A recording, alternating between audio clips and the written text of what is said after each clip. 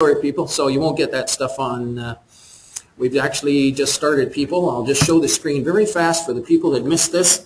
We've started our seminar here in Collingwood, and Collingwood at the Georgian Triangle Real Estate Association. Did I say that correctly?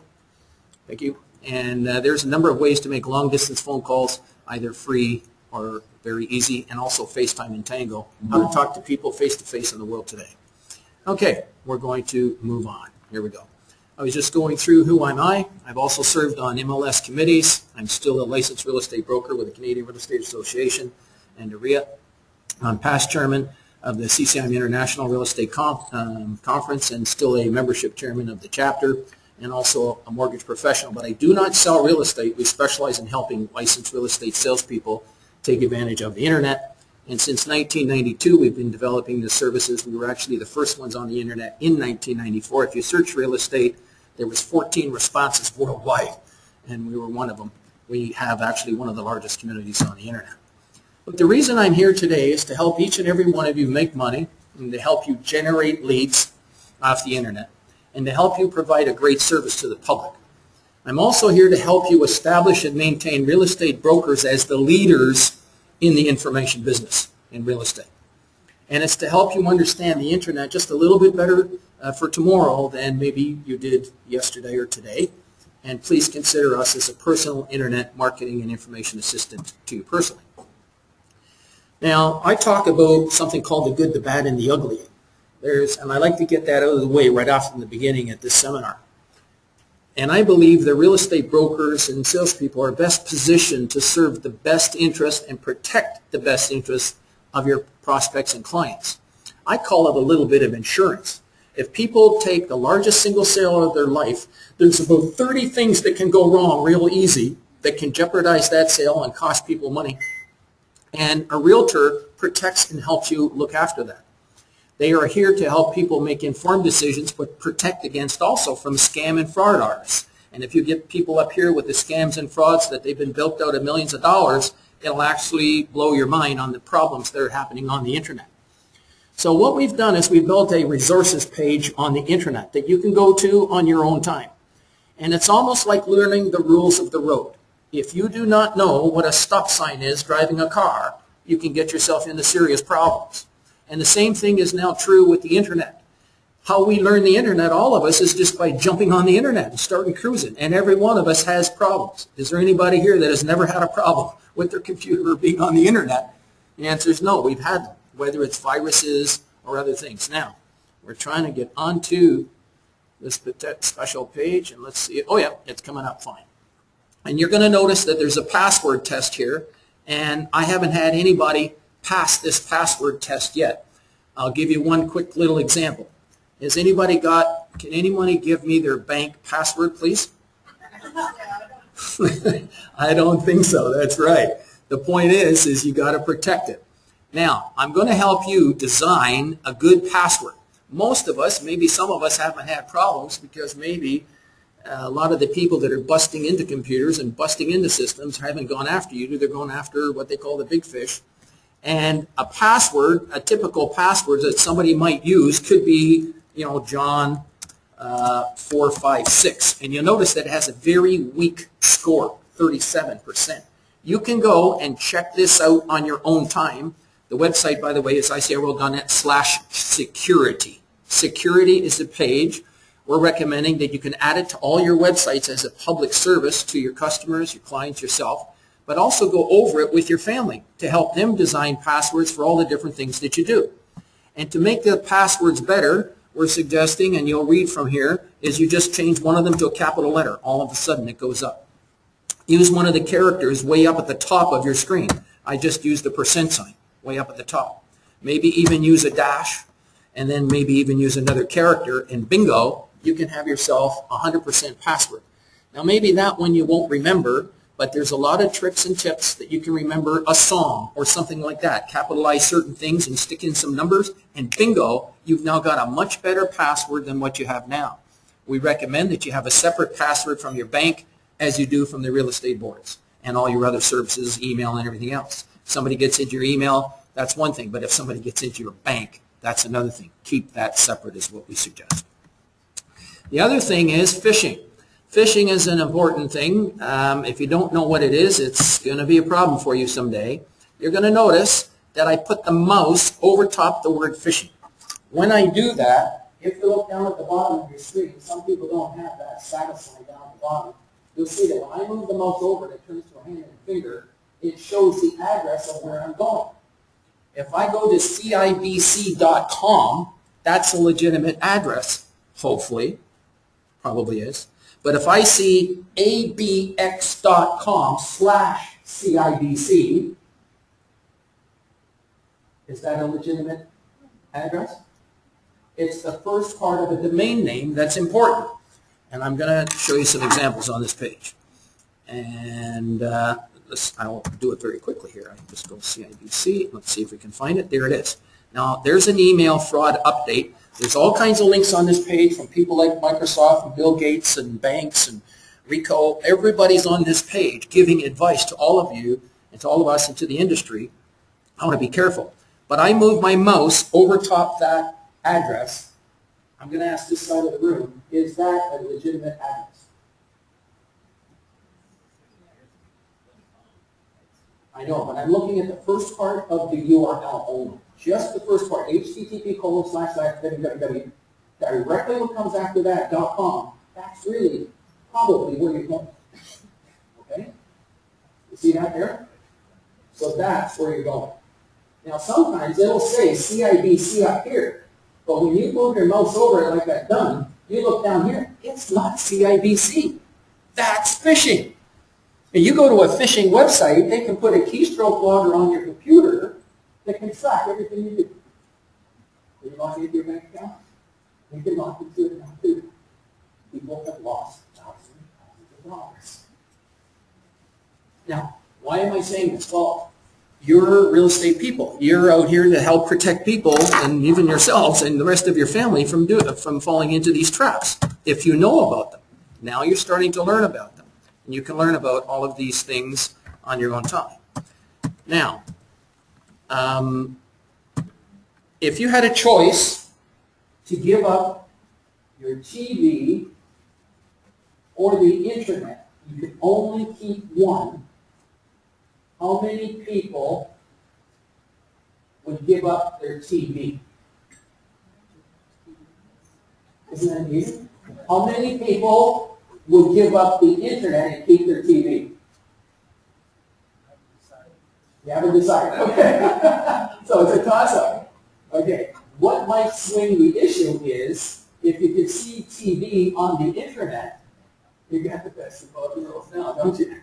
And you can do that. Now, 5 years ago, people, this is incredible. When you think about it, everybody would get rid of their TV to keep the internet. That's power. And that's going on all around the world. Cyber criminals hack into 2,500 companies, and you can read all about it right there. 1,000 Canadians a month are being victimized by identity theft. The Canadian Anti-Fraud Center is getting calls all the time. They've lost over 5.2 million calls, and over 6,700 people complain, and this is ongoing, ongoing, ongoing. It's so rampant, it's incredible, and because people are offshore, can the police do anything about it? So it's a serious problem. Here's another one. Spotting signs. All of these links are there, so if you click on something like that, for instance, it'll bring up Microsoft's website and all of the protections and security advice that they have to kind of give to you. You can read about it at Microsoft's website as well. Now, you've got to see this. This is still ongoing. I can't believe it. What we've done here, and you can show this on your own television at home, what I'm about to show you. Where is it here? Hang on. I went too far. Hang on 1 second. Sorry, people. There's, how many people have heard of the princess from Nigeria who's got $20 million? And she'll split it with you because her father got deposed and it's in a bank vault, but she's got to get it out. But you give her $50,000 and she'll split the $20 million with you. All right? How about I've got some black money here that's got coated with black stuff, but with this special stuff I can get it off. Now, is a heart surgeon a smart man? Say yes, I think so. I think so. Here's a heart surgeon who lost $300,000. There's over $1 billion that's been taken out of people's pockets in North America with all different kinds of scams. You can see this on your own television by going to that website that I gave you, and you can show this on your own computer. Do you think these people are going away, these scam artists? Do you think they're getting better? Yeah. Watch this. This will...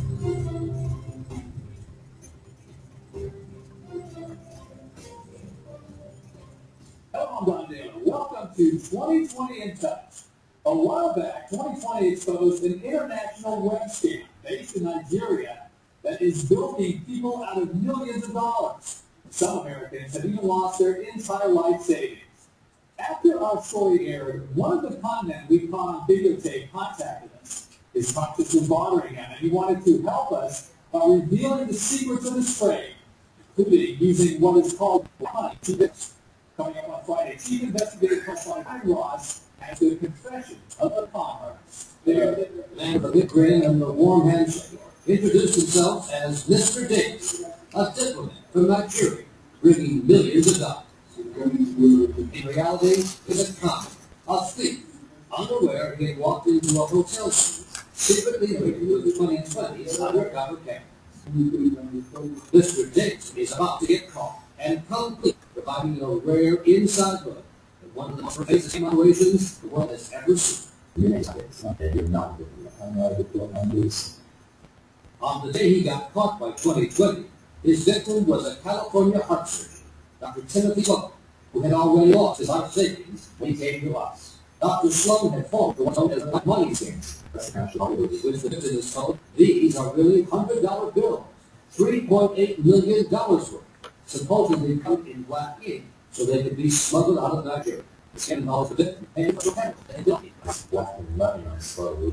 So he was actually in the suitcase, and then he took the fluid out of the bottle that was in the suitcase and cleaned 4 of these bills and looking $100 bills.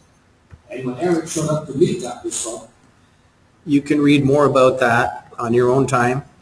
It's hard to believe that these things are happening, but they are happening. And they're getting sharper and smarter. And they're coming in with title fraud and everything to do with real estate. They're moving into real estate. They're going to be tricking you to do different things. And that's why I'm wondering about all these $1 services where you can throw listings on the internet for $1, $300, $400. What kind of overview are all of those people getting when they don't have you involved in this room? That's a real serious issue. Now, I saw last night searching in Comfrey, for instance, they've sold over 120,000 properties. What kind of court cases are going to be coming out of it from people from not doing due diligence? I mean, when you talk to the owner of a property, the owner of a property can say one thing, but can you really believe it? You know, you got to have people like yourselves to help in making sure that these sales kind of go through properly. And so, yeah, maybe people don't appreciate what it is that we do as realtors, and maybe we've got to start talking about some of the things that we do and justifying what it is doing and sharpen everybody up on how we conduct ourselves and tell them about it. So those are some of the things. You can read about that on your own time. A good example of that, if you go to another service here called propertyguys.com, for instance. By the way, this can become a source of business for you. You want leads? Every one of these propertyguys.com pieces of properties for sale can actually become a lead for you, and I'm going to show you how. Let's just go and type in Collingwood here. Hang on. Let's click on that. And you're going to see some properties come up here, and there they are. Now, if I was to click on one of these, say this one in Wasaga Beach, let's just see what this looks like. This is what you could say competition is doing. What are they doing? This is the lady. Now, the nice thing about it is the contact name and number are right there. So if you wanted to call the owner, there it is. that's an opportunity for you to do business. I'm going to explain this right now. Since the early 80s, way before the internet, we would have a room full of brokers and salespeople like yourselves at the Toronto Real Estate Board, and we would stand up and somebody would say, I have this building for sale. They wouldn't give the address because it wasn't listed. I'm going to make a statement now, and you can agree or disagree with it. And if you don't know, I'll ask people, if you don't know, put up your hands as well. The 90% of apartment buildings in Ontario are not on real estate boards. Would you agree or disagree? Would you agree? Who would agree? Who would disagree? How many don't know? Okay, now, maybe a couple don't know and a couple would disagree. Well, if you go with the majority, in other words, there's a lot of real estate that's available for sale that is not on real estate boards, people. This is a big message today for you. Big message. But how do you work it? How would you work the open or the exclusive piece of information? If you know something like this is for sale right now, $1.6 million, is there a way for you to work on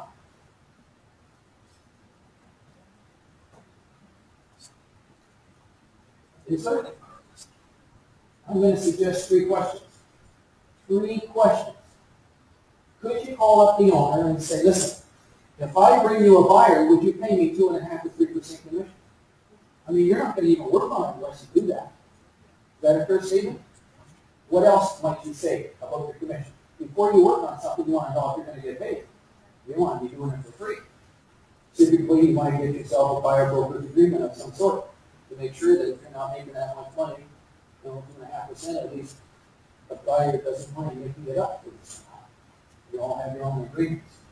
So you ask this owner, would you pay a commission? And if they say yes, you move on to question number 2. Question number 2 is, once I get a buyer, would you cover me with a 48-hour exclusive listing that cover my showing to make sure that I make my 2.5 to 3%? Does anybody have a problem with that? We do it all the time. That's how we protect ourselves. So what we're saying is you should, for instance, one service that I'm privy to is that there's 30,000 listings, there are only 5,000 on real estate boards. That does not mean that you don't put an agreement in place first before showing the property or before divulging the address of the property to someone. You must have an agreement in place all the time to cover your show. The third question is important, and it's 2 parts. And if you missed the first and second, or the second part, it's almost a waste of time in this seminar. The first question is, you ask them for permission to market it. You ask for permission to market it, but you're going to do it without the address. Could you ask that person, will they pay a commission? And then negotiate. Could you ask that person for permission to market it? Yeah, you can. They've already paid their $500. They have no further obligation to the people they're with. It's an advertising service, right? Although they say they put it on MLS. And the third question, could you ask that person for permission to market it, but you're going to do it without the address? Could you ask them that? So now they say yes. Every one of you could be advertising a $1.6 million property on the internet. Could you, yes or no? Look, whether you want to do this or not, it's not the issue. I'm just saying, could you do it? Yeah. Yeah, you can. So now you've got this $1.6 million piece of information. You've got all the information. It's all off the website. It's all here. What are you going to do with that is my question. Put it on your website. There's an answer right there. Bingo. You can put it on your website. You trigger a lien. What's the session today all about? Triggering liens. If somebody comes to your website and you have 2 listings, or they come to your website and they have 1,000 listings, which website is more likely to trigger a call? If you have 1,000 listings on your website and you have 20,000 listings on your website, which one is more likely to trigger a call? The one with 1,000. So part of triggering leads on the internet And the thrust of where we're going for the rest of the day here today is if somebody comes to your website and they only see 2 listings, they might say, nothing interests me, goodbye, and they go someplace else. But if you can get them interested in something, get them to your website and they see some listings, bingo, that can trigger a call to you.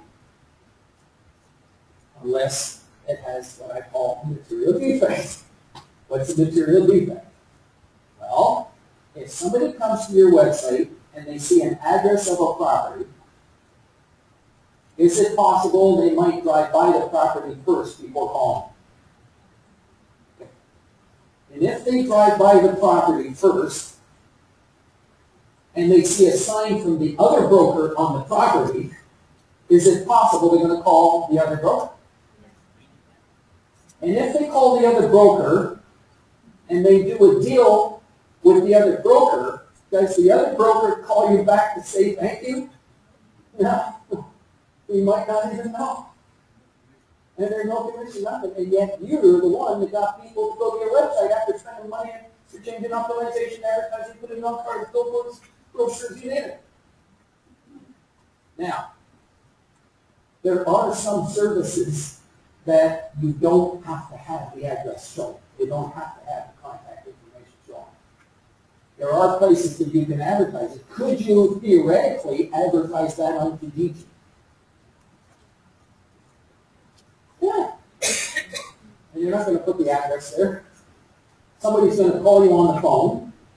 I'm going to say, I'm interested in this house that you've got on the internet for $1.6 million. Do you mind if I have the address? And I'd like to drive by, and if I like it, I'll call you back. Would you give them the address? No. Okay, good. What you could say is something like this, that in this particular case, I have to put an agreement in place first. But if you like, you come to my office in Collingwood on 1st Street or whatever on Saturday at 12 o'clock, or is 1 o'clock better for you? Then what do you do on the Friday before the Saturday showing? Go get yourself an agreement. Interesting, isn't it? That's what we do, by the way, on ICI World. We have about 25,000 of those generating leads. But the point is, there are ways that you can work on these private for sales and for sale by owner type properties. Okay? Now, they're marketing these properties. I'm going to show you some websites in a minute that can blow this out of the water in terms of reach.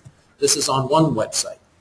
What happens if you could put your listing on your website and the listing will be on 1,000 other websites instantly?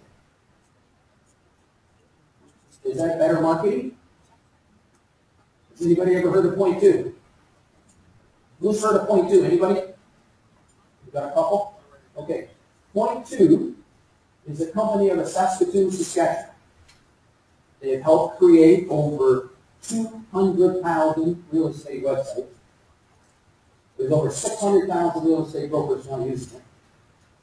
And on June the 1st, Korea signed an agreement with them. Does anybody in this room know about that yet? Yes. You know about it? Okay. How many people actually know about it? Just 2 here and a couple here? All right. Korea has signed an agreement with point 2 now that if you put your listing on MLS, it can actually get put on the point 2 engagement network, which also supports websites. So it could actually automatically, and someday, it's not happening yet, we're going through test trials and put all the technology into place and moving forward. The agreement was signed. Interesting thing is, we've been actually working with point 2. It's not the only site in the world. We recommend that you have more than one website. With like billboards, you can link them together. There's a lot of good things you can do if you have more than one website. If you have a website on, or a billboard on Highway 24, and another one on 400 someplace, and another one someplace else, and they're all generating leads for you, why not? Excuse me. Yes. If Korea signed an agreement with them, then the property values when they're on Realtor.ca get the same advantage. The interesting thing about the point 2 website is you can pick and choose who you agree to allow their listings to be on your website. Isn't that great? Now, some people, if you do it from something special called a handshake within the website, this so happens that in our particular case, I say we're an official distributor of the 22 Agent website, we're an official educator, and we're also a first line of support. But basically, these websites are free for 1 month, and then after 1 month, they're $19 a month. Now, in this area, there's other companies, good companies out there, like Real Web Leads that are supplying websites. Gabriel Jeans, Web Tech Design. Does anybody have a Gabriel Jeans website in this room? Got one over here. They're good websites too, Gabriel Jeans. What are the websites that you're using around here? Name me the company or the designer. Century 21. Century 21 has a page for you on the internet. Oh, they actually give you a full website now?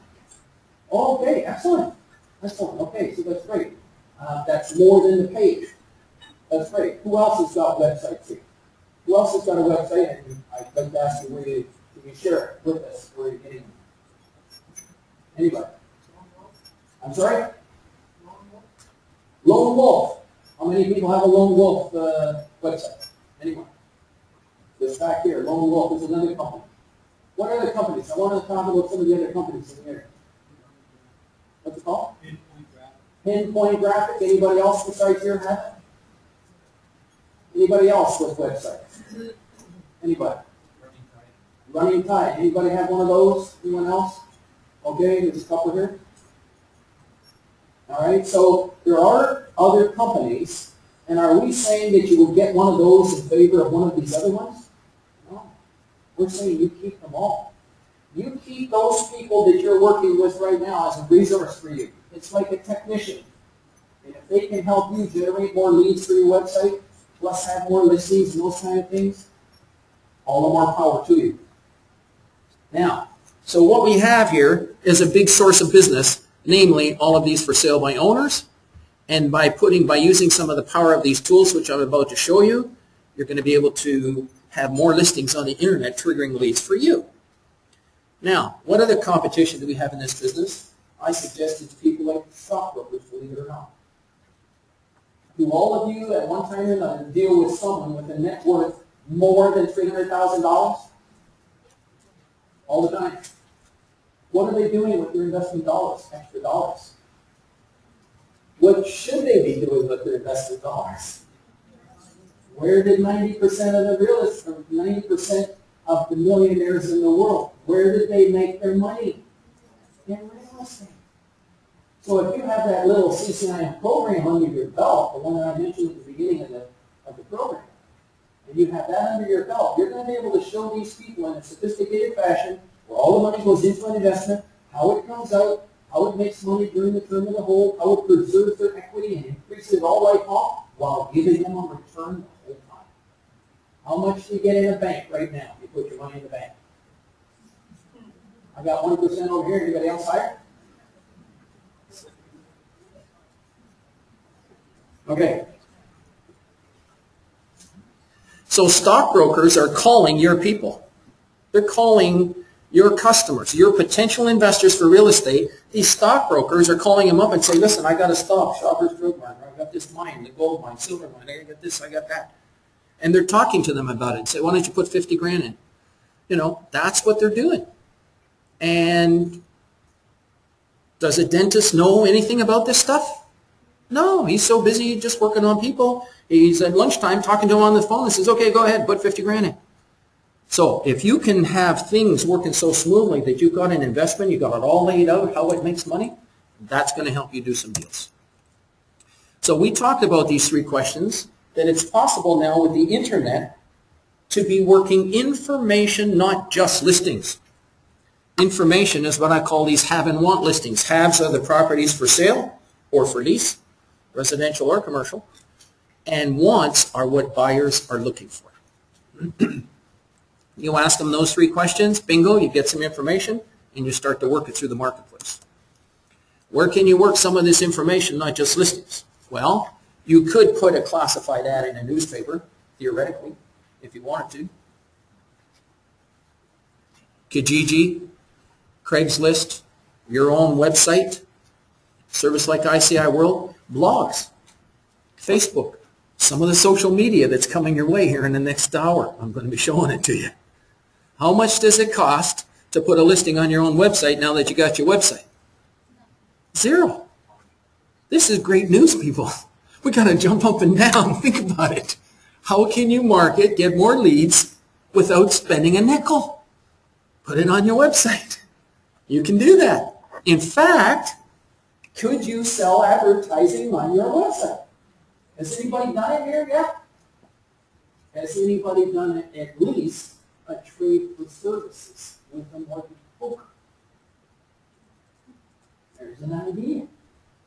You're here to generate leads. You take your mortgage broker and say, I'll put your link for your mortgage broker's website on my website if you will put my website on your website. Fair exchange? Bingo. It can be generating leads for you. So these are little tools. Now, I know that all of this, to some of you, just maybe going to be going a little bit up here because it's a lot to take in. I know.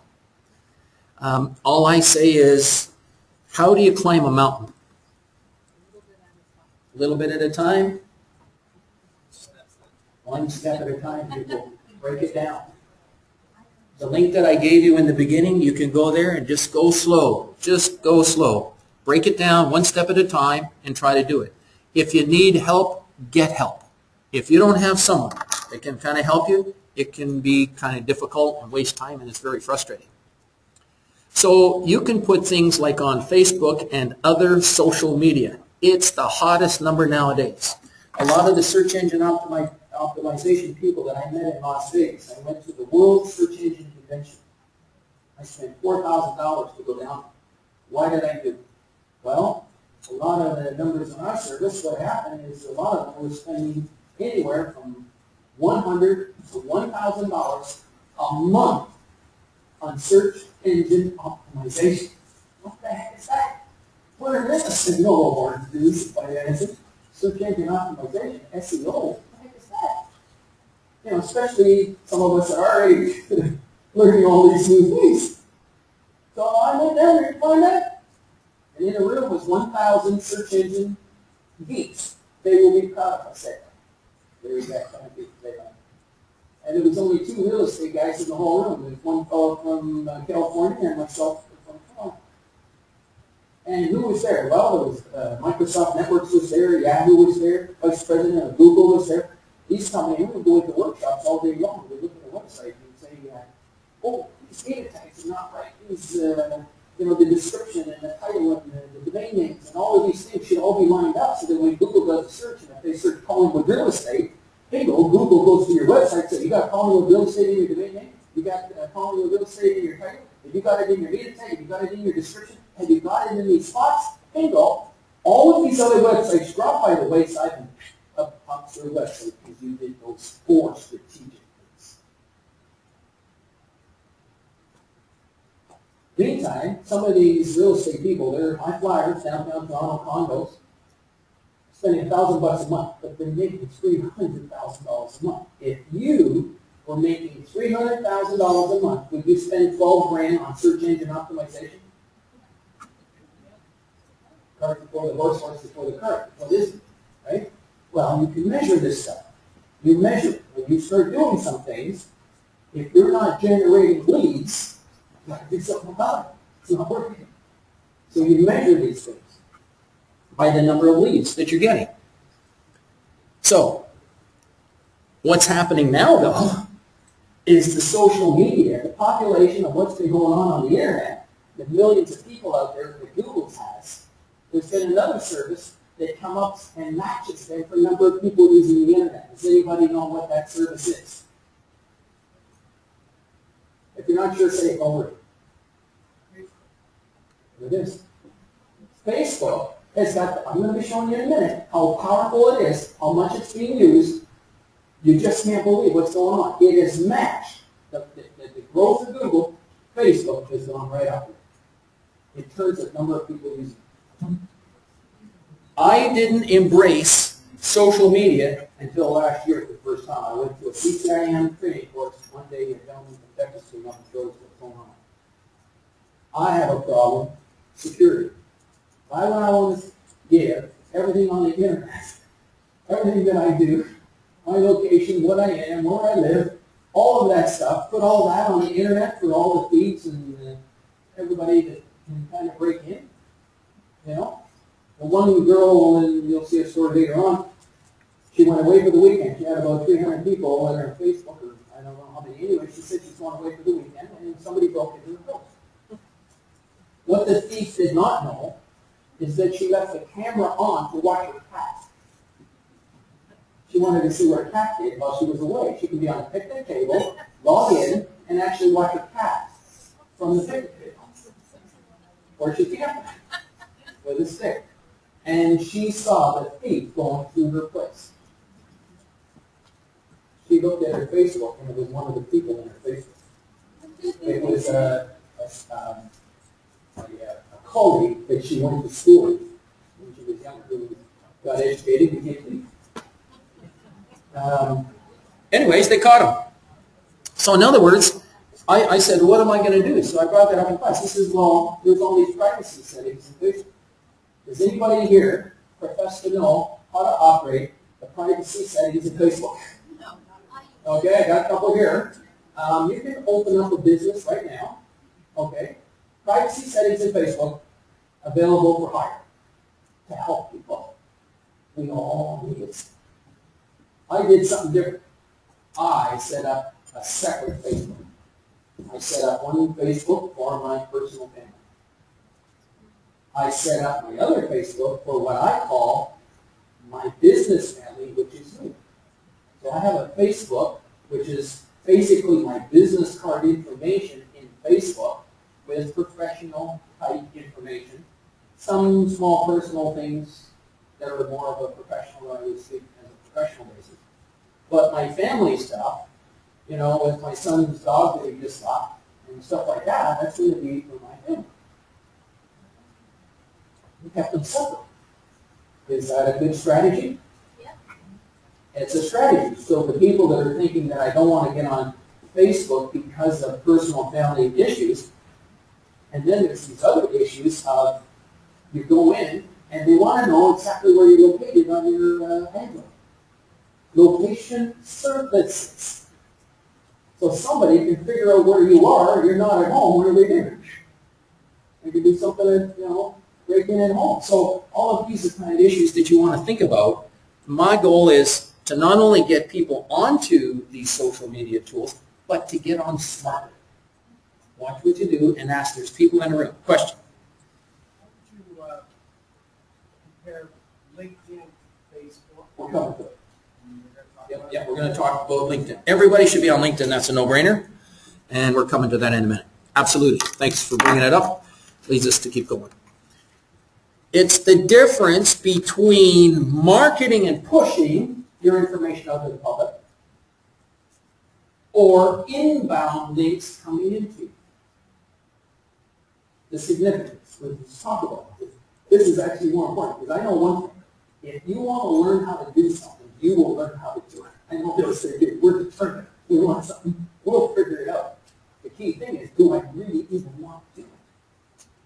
Well, here's the reason. You go to a wedding. I want to hear maximum and minimum numbers of weddings that you have attended over the year, number of people attending. Just throw out some numbers. 200? 300? 0 at a wedding? Well, at least 2. Okay, we don't go there. Okay. Okay, we got from 300. How many at a wedding? Throw some numbers up. How many? 200? Okay. Is that it? Mostly 200, 300? Okay. 1,500? No. Okay, volume anywhere between 100 and 300. Fair statement? So when you go there, everybody's in a friendly atmosphere. There's family, colleagues, friends of family, and all that there. And you get invited and you get introduced to people that are in friends of family. And you think they all know that you're in real estate? No. A lot of people don't know. Or, if they do know, they don't know how professional you are. and what it is that you do and your skill sets. So you have a website that's got no traffic coming to it or very little, you haven't done many deals from it, or you've done some deals, that's great, that's a good start. Would it be nice that if you're doing some social mixing with these people at the wedding, and you got some pictures of something that you did a little while ago, and somebody says, "Wow, let's see those pictures." You get them to come to your Facebook account and they see the pictures. So you invite them, you friend them, you become a friend with them. And so they come there, and while they're there, they see your website, and they click on it. It's like, oh my God, look at the deal she's been working on. Oh, look at all the information she's got there for selling and buying homes. Geez, we were just about making her selling ours. Who should we call? Should we call a stranger?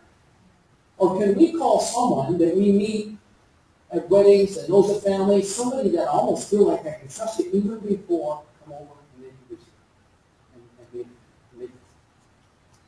That is called inbound marketing. It's not outbound. You didn't come on to them to try to sell a place or to get their listing. You didn't do that. You just made yourself known. Okay? That's the essence of social media. It's to have inbound links. People start to come and find out about your professional. So your website, you should become an expert at what it is that you do in your area. And you can do that by putting a lot of different things on your website to show that. Let's move on. Reasons to use a realtor. I don't think the public knows this stuff. I'm going to click on here, reasons. Now I'm doing something really fancy here. You're going to see a link that is a sort of a collection of links right there that I put all along. Everybody went, what the heck's all that gobbledygook that's all along the top over there? Well, that gobbledygook that's all along the top there are links to various websites. You can set it up. It's called a favorite bar, and you'll see that there's a star up here with a little green arrow. When you click on that, it'll put something along this bar. Well, how would you like to not have to type a website address again for the rest of your life? You just click on something, you can put it there. Would you like that? Okay. It's called a favorite bar. You should write that down. That's something you should write down. It's called favorite bar or a links bar. You can learn how to do it. Search links bar. I see I go on YouTube. The whole instruction and everything's there, how to set up a links bar. And you can set up all your favorite links. Now the reason you only see 1, 2, or 3 letters is because if I had a great big long name, Georgia Triangle Real Estate Association, it's going to take up a lot of space in the absolute prime real estate on my desktop. So you just might just say CO Collingwood or GT or GFED or something. Right? Short form. You put your MLS. If you log into your MLS, put your MLS right on there. And that way, you got short form. That means you can get a lot more shortcuts right on your desktop. Next time you want to go there, you just open up your browser and in one click, bingo. You don't have to go through favorites, go down the list, try to find it, click on it. Nothing. It's right there on your desktop.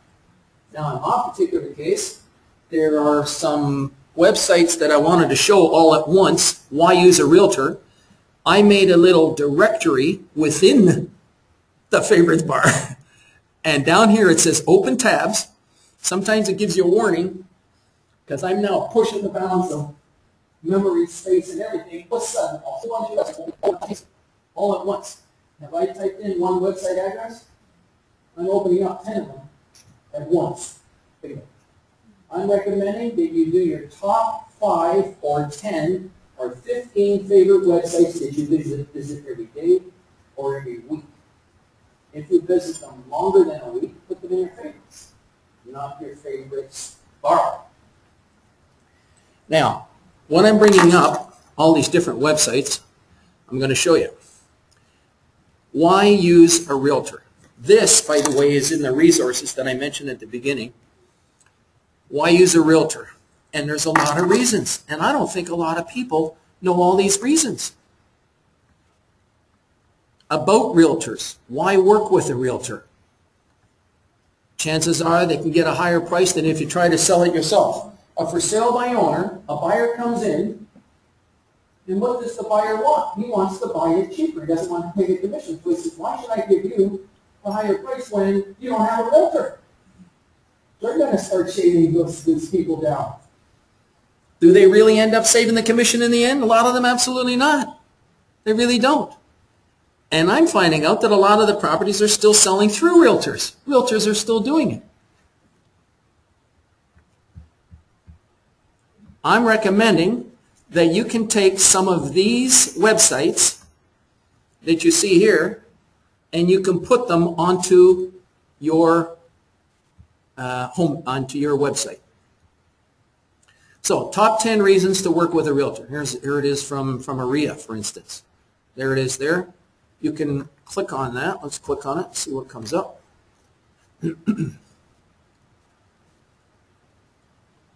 Top 10 reasons to work with a realtor. They determine what the property is worth because they have access to the MLS system. Anybody find out what just happened in a court case that started 2 days ago? Anybody know which one it was? Which one? Anybody? The Competition Bureau and Fred. You got it. They're locked in. They're in for a couple of months right now. They're doing battle on should we be able to open up souls and do all of this other kind of stuff and lose control of all this like what the Competition Bureau is trying to do. So they're in a battle right now on our behalf. It's very topical, and it's being discussed through social media right now. That's how I found out about it. Go down here. Realtors have the knowledge and experience to market and stage property, negotiate successfully, and close the deal. Marketing and exposure may yield multiple offers. How do you handle it to get multiple offers? They qualify buyers before showing the property. And all these for sale by owners are going to go through it. They're going to get people that are unqualified, finally come in, really interested, oh great, and find out they can't even qualify, and all that time, effort. They're going to start appreciating what it is that realtors do, actually. They remain objective, able to deal with facts when marketing a property, provide feedback about why a property. That's another big thing. The unions, you've got the labor union for NHL, meeting the owners of the NHL all year long, and they can't get together. I'll tell you the truth, a good realtor or a mediator can help them because they get their backs up. Everybody gets their backs up. Somebody comes through the property and the buyer wants to buy it as cheap as he can, so he says, you've got a leaky basement. Or he starts to criticize something. It's not the best area. And what does that do to the owner of the property? He gets their back up. So, want to forget it. So we provide the go-between to help facilitate those kinds of deals, to help. They provide objective feedback. Experts in the field, completing extensive course of study. What you learned this morning can protect so many people. I'm just waiting for all the court cases to come out from a lot of these services that are not using licensed real estate brokers and salespeople. And then again, we're governed by the laws of Ontario along with a code of ethics. Why not put that on? So people coming in, they want to deal with somebody that they can trust and kind of work with, and that's what realtors are. You should put that on your website. Why use a realtor? Here's another service. Your realtor alone can determine a lot of these different issues. All of this is available in the services page. Here's an interesting one coming up. Pre-listing activities. I think there's something, let me go down to the bottom here. Oh my God, look at it. Here's the activities that you do, 131 activities for a sale of a property. There's a complete list. Now, once somebody sees that, they're going to say, okay, all right, you got your, 4%, 5%, whatever it is. Let's go. They're going to start to see all the things that you've got to do to make sure that that sale goes properly. Check the planning, verify the legal description. It just goes on and on. People don't know because we're working in the background a lot of times. We just go about our business. Do they know what we're really doing? Not really. So why not let them know? Why not put the link to this AREA site right on your website so that people can see what it is that you're doing? Why use a realtor? Again, from AREA. land use, special zonings, all kinds of things, verifying legal names, everything you also wanted to know about licensed real estate salespeople. There's more information all about that, why you should hire a real estate salesperson. Okay, so all of those things are there to kind of help you. I recommend you put some of those on your website. Okay, what is this one here? Oh yes, we've just done that. Pardon me. So that's the page that you will see when you get to the resource pages on the internet. Reasons to work with a realtor. It's right there. It's number one. Actually, the PowerPoint presentation is there. So if you go to iSayWorld.net, that gives you see right up there, /resources. The PowerPoint presentation is right there. You can click on it. And then all the links that you're seeing today, if you click on this link, Reasons to Work with a Realtor, they're all going to come up for you. All right, let's close this and go back here. Now, 90% of people go online before they hire a broker, and you can get TV on your PC. The key figure here on this page is this 96%. People wonder why maybe the internet isn't producing this much. Well, 96% of people are searching for listings on the internet.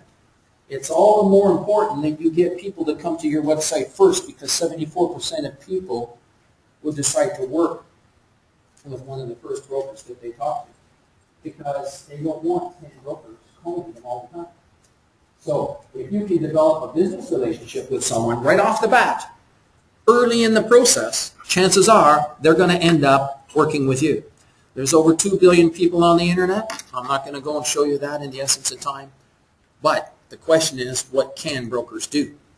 Well, less than 10% of the money that companies and agents earmark for advertising is for online ads.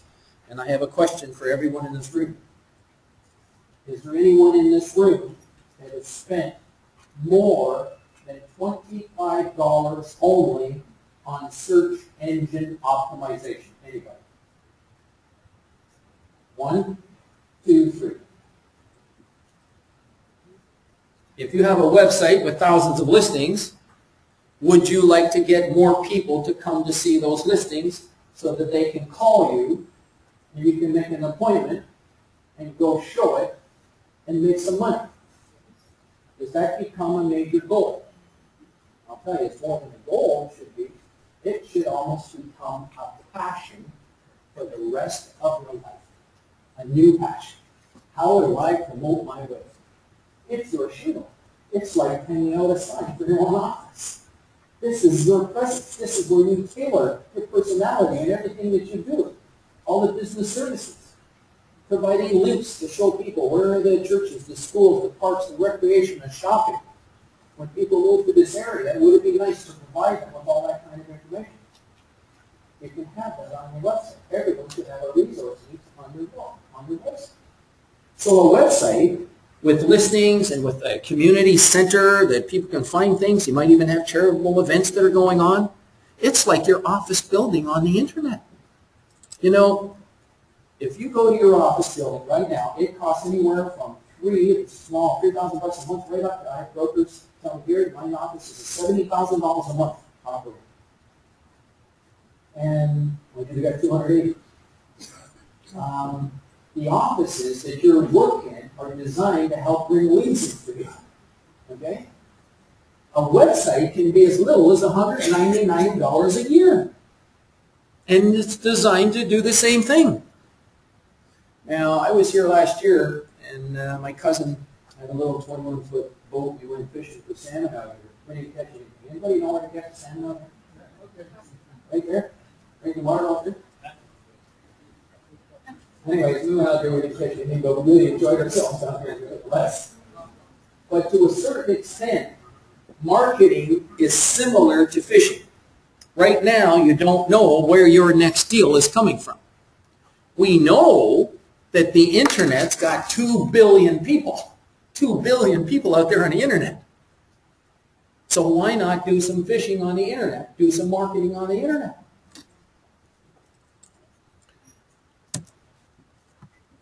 How many people here have had to show a property 5 times and you still had to continue to show properties to the same family? How many? How many people have shown 10 properties and they still want to look for more properties, so you keep showing? How about, I'm going to stop at 20. How about 15? We got people that have shown 15 properties or more in this room? Workers? How about 20? Now, on the screen it says, these people here, how would you like to work with people who make faster decisions? How many would like to work with people who make faster decisions? Why would people that use the internet be able to make faster decisions? They've already researched it where? On the internet. They can tell you prices, houses for sale, they check solds, they know policing in schools, what good districts. They're getting a lot of feel because they're spending the whole time sometimes researching this stuff. So if your website sends listings out to people, that's one of the recommendations we have for your website. A new listing comes for sale on your website that matches the description of what somebody's looking for, and it gets sent out to them, say 2 weeks from now, and 2 o'clock in the afternoon they read this new listing that just came for sale. And they want to go see it, so your name is sending this listing out by email. They give you a call at 2 o'clock in the afternoon and say, I've been on your website for the last little while and subscribing to receive listings of homes in the area that I'm looking for. And I just got one this afternoon. I'd like to go see it tonight at 7 o'clock. Can you show it to me? You tell me that isn't one of the most refreshing kind of calls that you'd like to get. That's what the website can do. It's set up. And if you get somebody going to it, and if you have listings to it, and if you have that feature to send out, it's a few things that you've got to put into place. Now, a lot of people have started to build, like McCannell said, you started to build it, but it's just not finished yet. You still got a little more work to do. Well, these people also like to work with internet-enabled salespeople. So, if you have one of these, somebody bring me up an iPad. I'm going to use this other iPad. Let's say you have one of these iPads. Okay? I put that into memory. You can see that it's up at the top, still in memory. And you're in the car, and you've got the customers in your car, and you go show this house that they just sold on that thing. And lo and behold, there's a sign on the property right across the street. Say it was just around the corner. Okay? You can have this app on your iPad, okay? And it says properties near me. All right? There's the blue, see the blue dot? Okay? Take the word for it back there. Can you see? You can't see a blue dot that far. So read that blue dot. Okay? These are all houses for sale right around here. We are the blue dot over here. That's us, the blue dot. This is an iPad. You're in your car, and you're parked, and there's a house for sale right across the street. You don't know what the heck it was because you didn't see it. So you click on the button right there, and up comes 20 Cranberry Surf Road, 234,000. Another one at 16 for 246, and one at, who's got it? There you go. There you go. Now, I'm not from here, but can I give service to people because of this thing? Don't tell Toronto Realtors. Isn't this interesting, these devices? And I'm sitting across from it. Would you like to see it inside? So I click on that, and up comes all the pictures. It's working on coming up right now. Every single one of you should have an iPad. Everybody. Okay? Well, I'm going to see if I can get this picture coming up here. Okay. You tell me, if you try to show that on an iPhone, is that as impressive as looking at this? Okay? This is just a little bit more impressive, isn't it? Cranberry. There it is right there. These are all the properties right around here. It's called Realtor.ca. Okay? Now, is there one for commercial? Anybody know? There you got it. ICS. It's another app By the way, I have a list of 30 apps for you, and I got a list of the top 100 real estate apps. It's all in that resource that I gave you right at the beginning. You tell me, isn't this impressive? Isn't that fantastic? You know? And you're sitting in your car and you're helping people. Now, you want to develop business relationships with people because are we selling houses or are we really selling service? What is it? Service, yeah. Question. I had one quick question. You see that there are lots of realtors that like 25 or 30 pictures on there. Yeah. On every single post, and then there are guys who just put Yeah. and that's it. And they sell real quick, and you just kind of go like, this is real frustrating. In a hot market, let me ask you a question. In a hot market, does everything sell? Yeah. Almost no matter what you do. Well, we are in the hot market. That's right. So there's going to be a little more marketing involved, maybe. I'm from the vision that 30 pictures So and there's that at all. Yeah. But it's those one picture guys that I just kind of go. I'm recommending on some of the websites that we have, other brokers will not allow your listings on their website unless you have at least 5 brokers. I'll repeat that. I'll repeat it. That's what you brought up. It's an excellent point. If you're displaying photos on your website from other real estate brokers, other brokers have agreed to allow their listings to be on your website, and you have the choice to agree or not agree per broker. If you've only got one picture and it's not showing up good, you don't have to agree to those sanctions. If they don't have any commission for you, you don't have to agree to that company to allow their listings to be on your website. The internet gives you power. Gives you power to turn things up. Gives you power to turn things off. You can pick and choose to build up your own practice. But the point is that this is incredible stuff when I can be sitting in a car and it's this device which is like $200-300. You know, they're cheap nowadays. This is an open one. There's devices with that. And I can get back to you can figure out how to get back to it again. So you need to provide some services. We're all here about service. Now, if you're a broker that's plugged into this stuff with text messaging and some of these iPads and stuff, and then there's another broker who doesn't even have a computer, and you're an internet-enabled salesperson, buyer, who are you going to want to work with? Jerry, that worked here when it was connected to a Wi-Fi connection. Yes. In a car, you have to use a thing called 3G. In other words, you get it from Bell Canada's got it, Rogers got it. Anybody else got it? Bell Canada or Rogers? $30 a month. No contract. $30 a month, no contract, just go to the mall. You get it. They put it right in, it starts working. Okay? $30 a month, no contract. As long as you give them $30. Okay. And then it's live. You can use it from any place. Now, I've been in Boston Pizza, I've been in Eastside Mirrors, they've all got them. But if you're in your car in front of a house, you're not going to have it. Right? So, all right, let's move on. So you need to also provide some services to these people first. And that's what your website can do. You can provide a lot of good little services from your website to warm these people up to you. How to stop spam? I'm not going to go into that.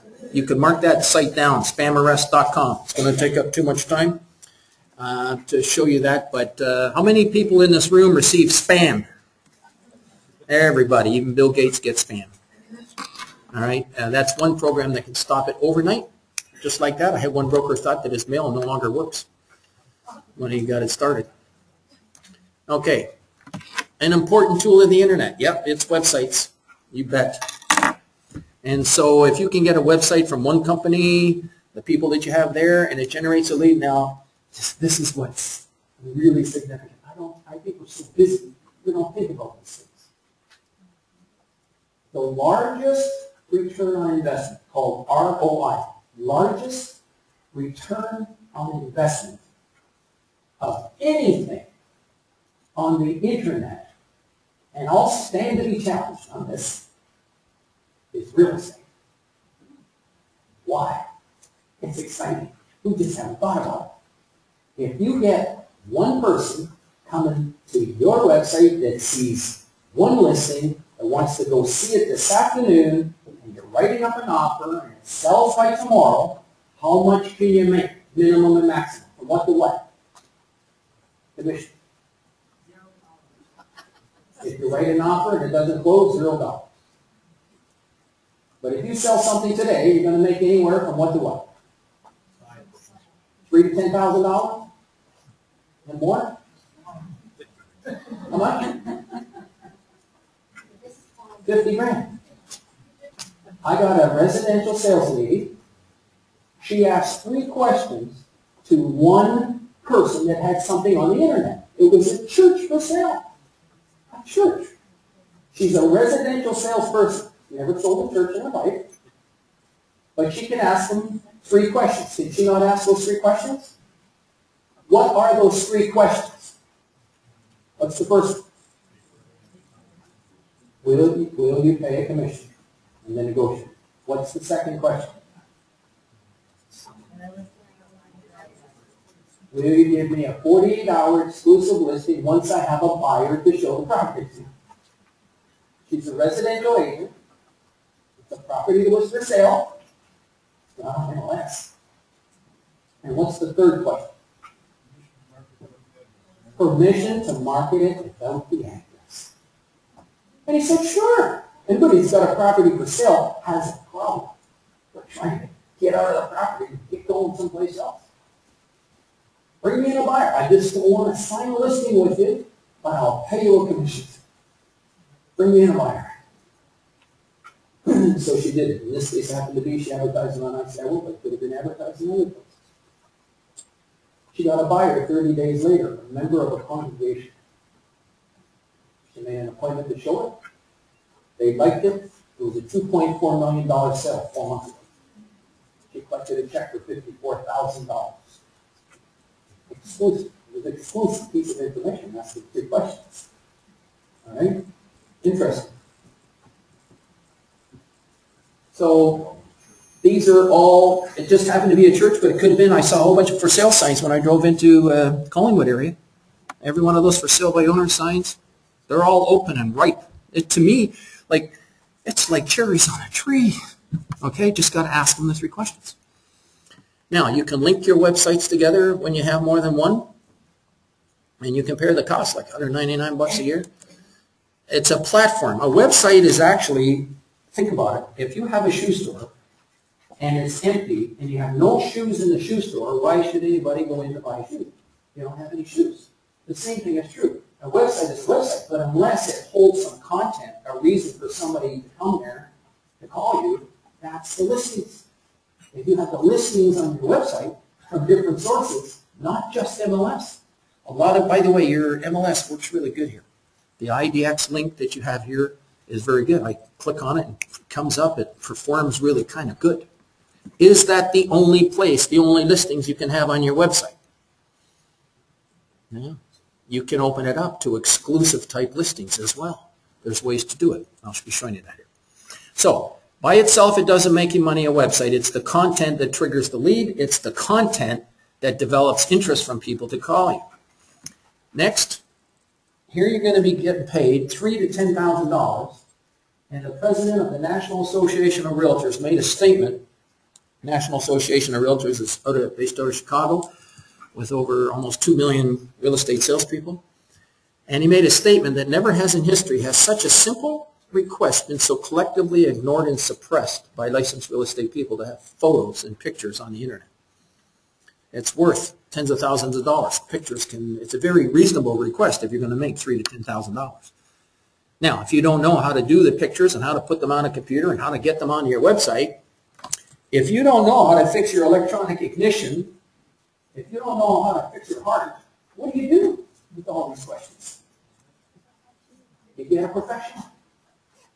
You go to a cardiologist for your heart. You go to a mechanic for your car. If you don't know how to put pictures on a computer and do some of these things, you ask somebody that does it. Who can help you put pictures on a computer? Pardon me? Everybody can do it? Some of the people that can't do it, sometimes they're a little embarrassed that they don't know how to do it. Go to Best Buy. Go to Future Shop. Ask the guys where you bought the computers. Ask the guys where you bought the cameras. They'll show you how to do it. The computer people or websites, if you don't know how to do it, you call the people that supply the websites. You stay after them. You get help to do these things for you. So for residential brokers, having a website with thousands of residential homes, condos with color photos, both exclusive and MLS are important. Same thing for commercial brokers. It's content. So what we're going to do now is we're going to bring up a bunch of websites around here. Some of them are going to be in a crowd. Let's see what happens here. Let's see if I've got it here. There it is. Is Bob here? Bob. There you go. There's one website. Now I'm going to go over that and I'm going to come back to it. I'm going to go down to the bottom here. I'm going to open up a whole bunch of websites. Holy smokes, hope the computer doesn't crash. There we go. How many websites I'm opening up? There they go. All opening all at once. Look at that. Sorry. We'll just give it a moment for them to open up. Now, on Bob's website, Bob's got one of these .2 websites. Let's just go down. I guess it's okay to point it out. Bob's sort of a... You can actually see his name right down there. And you see that right there? And so what Bob did to customize his website is he took an image from the page and his pencil sketch and his picture and said, can you please make this up for me? Now, who is a person that can make up a graphic and put it into a JPEG photo so that it becomes a file that you can put it on your website? Who can do something like that? You can do it? There you go. You got somebody, how much would you give them? I won't put the price. But the point is, there's people that can do it. Now, you have a business card? A business card. Who designs your business cards? Name some companies. Who designs business cards for you? What company? Sorry? ColorTech. ColorTech. Who else designs business cards? Give me a name of some company. Vistaprint. Who else designs companies? Designs business cards. Anybody? There you go. Every one of the business card people has a graphic designer there. They know how to put pictures, how to take this information and put it into a JPEG photo. You just have to give them the right size. You get the right size from your website people. Once you get the size, you can put those, you can design an image of anything you want. You can take a picture right now of this out here and get it designed, put it into a photo and put your name on it with your cut and your logo right on it. You can custom design this stuff. Okay? And you can get it done by a designer or from yourself right here in the room. Now, those websites are opening up. Let's just see what we've got. Let's click on one. Oops, that's an extra one. Okay, let's go here. That's an extra one as well for some reason. Let's try this one. Here we go. Here's another one. Now, as we go here, this is a Remax website. Search MLS listings. I'm going to click on it and see what comes up. And the printing is a little dark, I would say, over here to see these things. So I would change maybe the color background here and then try to make it a little bit better. I'm just going to go ahead and search listings. It says it's more than 100. That's okay. I'm just going to click on it. And that's what I see. So it's kind of dark printing on a dark background. I'm going to suggest that should be maybe improved. Now there's the ComFree website, what they look like. These are some of the people that your print competition is, and look at what they're starting to do. They're going right into Pinterest. Pinterest is a service on the internet that you can post pictures of your favorite interest. And they're starting to put stuff there. So they're using these powers of the internet, and who's making the commissions of $3,000 to $10,000? We are. We should be doing this stuff and blowing them out of the water for what they're doing on the internet. We should be doing it. Okay, let's just go down here and you can see different things that they're doing to market homes. Just click on one of their pictures to see what it looks like. See what they're doing. This is part of your competition. So you're talking to somebody. If one of your customers looking at this, they might be looking at that. see this beautiful home at comfrey.com. I clicked on it once already. Let's see what they're doing here. Okay. And making it bigger. So they're doing pictures like that. It's taking a little while to load, but you get the idea. So you want to be able to display properties every bit as good as or better, but then you have the ability of having it networked on many, many websites, not just this one, and I'll show you that in a moment. Let's close that. Okay. There's the legal the listing distribution agreement between CREA and Point 2. The agreement optimizes online listing data distribution, exposure, and accuracy for CREA members and consumers. And the Canadian has selected Point 2 to power part of its national online data distribution facility. The two organizations announced today, that was May the 30th of this year. The data distribution facility will optimize CREA member listings exposure to online buyers and introduce new listing accuracy measures designed to maintain high levels of data consistency and integrity on key real estate consumer portals. So you're going to get tremendous distribution of your information across the marketplace. This website is a good one to link, put that in. I thought this would be a good one to put on your website as a link of what's going on in Collingwood. Do you have a resource? So if somebody new moves into Collingwood, would it be nice to know where the shopping is, where to stay, things to do, maps and trails, arts and entertainment. All of these things are right on here. Now, if I clicked on real estate, somebody who's already sort of recognizing this, let's go down here to Realtors. And who comes up here right away? Let's just see who some of these. Karen Willison, and is Leanne Matthews here? Either one of them? No? Okay, Jane and Steve Moisey? Jane and Steve, are you around? No? Okay, but they're right at the top, and then you get some of these other real estate companies coming down on below. So, you know, people looking for these things, those are some of the things that are going on with that website. But the links, you can link directly and put your own lists there as well on your own website. Vicki, are you here? Vicki Bell? No? I'm looking for, let's go to links and let's see what she's got. She's got links here like the City of County of Simcoe, Village of Creemore, Town of Wasaga Beach. That's the idea. I think that's good to put those links on, and you can continue to develop more and more of those on the website. Again, if I click on Search MLS, which is one spot to look for listings, that's a little better presentation, because now when you search for listings, and I'll just bypass the 100, bingo, up comes the listings right off the bat. And I know you can put in search parameters and search anything that you want. That's great. Now, the addresses are here. Is it possible she gets the call? Well, if you have a good business relationship and you've developed a business relationship with someone, you bet the people will still call you. So you want to have good business relationships with people so that they call you back on these listings. Let's see what else we got here. Helpful links is good. Real Estate Wiz, Neil Thane. See here? No? Okay. There's his website, what he's doing. Properties available, luxury townhomes, Superior, we're all 140 acres. That's another website. Okay, how about this one? Now, one thing I notice here is for some reason, oh no, that's okay, request more information, property search.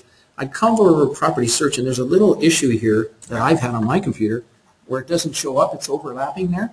So this is a minor thing, but you should check your websites to make sure that they're operating properly. It's amazing how many people, they say, I haven't been receiving any calls or any leads, and I go check out their websites, and they're not even working. The listings are not even showing up. So in other words, you've got to check your websites on a regular basis. Now they've got featured listings for buyers, sellers. Let me see if I can click on the property search there. What happens? Now we got another problem there. It's a parameter area. It's the refer to the IDX documentation. So there's a little issue there about that website. Let's go to another one here. Collingwood properties. Go to properties. Click on that. and there's a case where there's 1, 2, 3 properties. Who's going to get more calls? Somebody that's got 3 properties or somebody that's got a lot more? It's missing properties. Do you agree or disagree? We're just commenting. Hopefully we're all got big shoulders and can handle a little bit of, this is a workshop for licensed real estate people. This is a workshop right now to comment on some of these things. Now, listings, featured for sale, our office listings, that's fine. MLS search, that's fine. Links, that's good that you've got a links button. A lot of people don't have resources on their website. And so it's good to bring up some of these resources. There's some of the other county websites, local events. That's the kind of thing that you want to get. You want pictures too. If you can get these kinds of pictures going on up here, that's really kind of good to capture information. I don't know if any of these websites, does your MLS send out listings to people? Okay, so you want to get every person programmed into that one particular service. Let's just see what else we have here. Coral, are you in the room? Where are you? Oh, there you are, young lady. Okay, very good. All right, so she's got the same MLS search they call the IDX link coming up. If you don't have the IDX link, just have to call and, you can get it done. Call your website people and they'll get it done. If we go to property listings, you'll notice there's a drop-down box. And underneath that, there's an Ontario investment button. And this is something a lot of people don't have at the moment. That service, when it comes up, you'll see all kinds of choice listings. Now, this brings up an interesting issue. People say, well, I'm in residential. Why should I have this on my website? Why?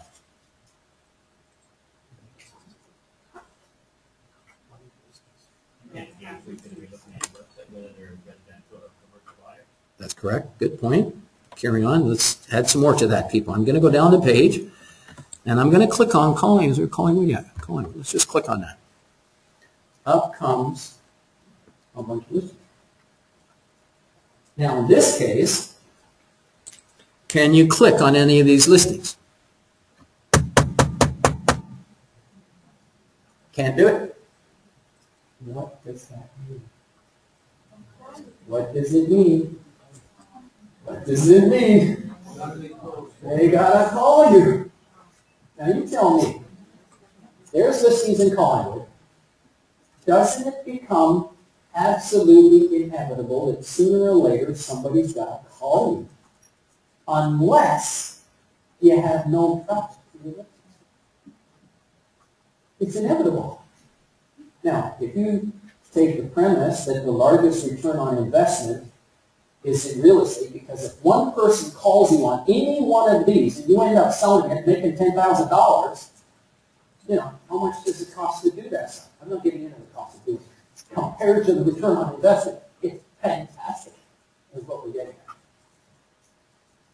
So somebody calls you, you're a residential salesperson. Let's see, what's one of these? I want a commercial one here, not a residential, because there's residential on this service too. There's a Collingwood condo, 317. But let's go down to, okay, vacant land. There it is, $1.3 million. You're a residential salesperson. So if you're residential, is there anybody that's residential in this room that would work on showing that listing for $1.3 million land? I mean, I want to see hands. Oh, well then you're doing commercial. You're doing commercial investment land. Okay? So don't pigeonhole yourselves when you hear us say commercial. But let's say you're getting on a plane and you're going away for a month. And you get a call in the morning. And they say, I'm interested in message number 261761. I'm on your website. I'm interested in that message number. Can you help me? You say certainly. I agree. And then what? You're going to pass it over as a referral. Yeah. You just triggered a lead off the internet. That's what this session is all about. If you don't have that on your website, can you trigger a lead? All right. How many people here have done a referral in the last 90 days? Number 10. Good. How about in the last year? How many have done a referral? Great portion of the group. There's one thing that's better than listing and selling real estate. What is it? Referrals. Why? It's 5 minutes to do a referral, and on your referrals, throw out a number. Minimum, just throw out a number how much you might have made on that referral. To your whole office. I'm not going to ask you to break it down. 1,200, 30,000, what else? So any place between $1,000 and $30,000, this could be a referral. Is that a fair statement? Now, the only reason that some are not doing referrals, or others that have done referrals would like to do more, the only reason you're not doing more referrals is because you're not getting the leads. If you can get the leads, then you do a referral. Yeah. If you have that on your website, I can trigger a lead. Somebody calls you, I'm interested in that property, say I'll have somebody call you back. You get a hold of the other broker, say I have a lead for you. Is a 25% referral commission okay with you? And then you put your referral agreements in place the way you normally do. Listing broker, selling broker, property, term, referral agreement, regular referral agreement, put them into place. Now, it becomes incumbent upon you, however, to start to, with a passion, start to promote your website with a passion. Because sooner or later, somebody's going to see one of those. Bingo, they give you a call. Next, let's go to this one. Welcome, is Karen here? Karen Bushtar? No? Looking to sell properties for sale. Let's click on that. Let's see what comes up. And there's 1, 2, 3, 4, 5, 6, 7 listing. Oh, she's got a few more pages of listings, so that's good. So there are some listings that are coming up with the addresses on them. I don't know if those are her listings or not. Well, it says my properties, so that's good. But I don't see the link from your real estate board here, which would be maybe good to do. But maybe she's not a member of the board. I don't know. Yeah, she is a member? Yeah? Okay, so she's missing that link. So that's a suggestion for Karen to maybe get that on there. Does she have a resource button about all the resources in the area? Nope, I don't see one. How about real estate articles, though? Oh, she does have real estate articles. There. She does have that, so that's kind of good, having real estate articles on your website. That's part of all the social media and all that kind of stuff. Here's a really nice website, nice color photos coming up. This is nicely done. This is nice to make them graphical. Collingwood Real Estate, click on that. Let's see what comes up. Now, all of these websites can be optimized with these words, Collingwood and Blue Mountain Real Estate. You know, having that in a heading right there, believe it or not, is one of the tricks. Up till now, it's one of the tricks. It's something you can do. You have something in your domain name, on the title, in your media tag, media description, and the first line on your page. People, that cost me $4,000 to learn to go down to the search engine convention. I'm sharing it with you right now. If you get the media tags or the keywords, the things that you want people to search on the internet, whatever you think are those phrases, how do you figure out those phrases? I'm going to show you. Watch this. I'm going to click on, where did I put it? Where did I put it? Hang on a second. Here we go. I think it's here. It's called Google AdWords keyword tool. Let's see if we get into it. How can you get this tool? You sign up for Google AdWords. I would write that down. Google AdWords. And I'm going to give you all $75 to $100 right now. A verbal $75 to $100. And when you call up Google AdWords and you start a program with Google, they will give you $100 if you ask them. So there you are. Now, if you did not know it, you probably wouldn't get it. I'm telling you right now, there's $100 for every one of you. So you go in here and you type in Collingwood Real Estate, and you're going to end up with this search tool down the road. Let's try to see what happens. Oh, no. I hate these things. Can you figure out what those letters are? No. X, L, W, star. I bet you it's all wrong. I don't know. I'll try it. I'll try a couple myself. Okay. I lucked out. Very good. All right. I hate those. Those are terrible things. I try to figure out sometimes. There it is. Interesting. The global monthly searches for Collingwood real estate, it looks like, was how many? Nope. Right? Try again. Maybe I didn't hear you right. Right there. Can anybody see that figure? So 3,600. Okay, sorry. I didn't hear it right. 3,600 searches. How many do you need to do one deal? You only need one. Right? You only need one. Did you get any?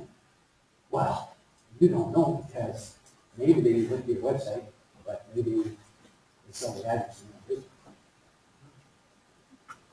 Or maybe they went to your website, but didn't have a business. Maybe they didn't think you were as professional or as up-to-date and as intuitive as maybe someone else using the internet and all the tools, maybe. I don't know. Should you have your Facebook, LinkedIn, Twitter logos on your own website? How many people have them? We're all getting there. Don't worry. Don't worry about this. I'm trying to show you where we want to go with all this stuff over the next 6 months to a year.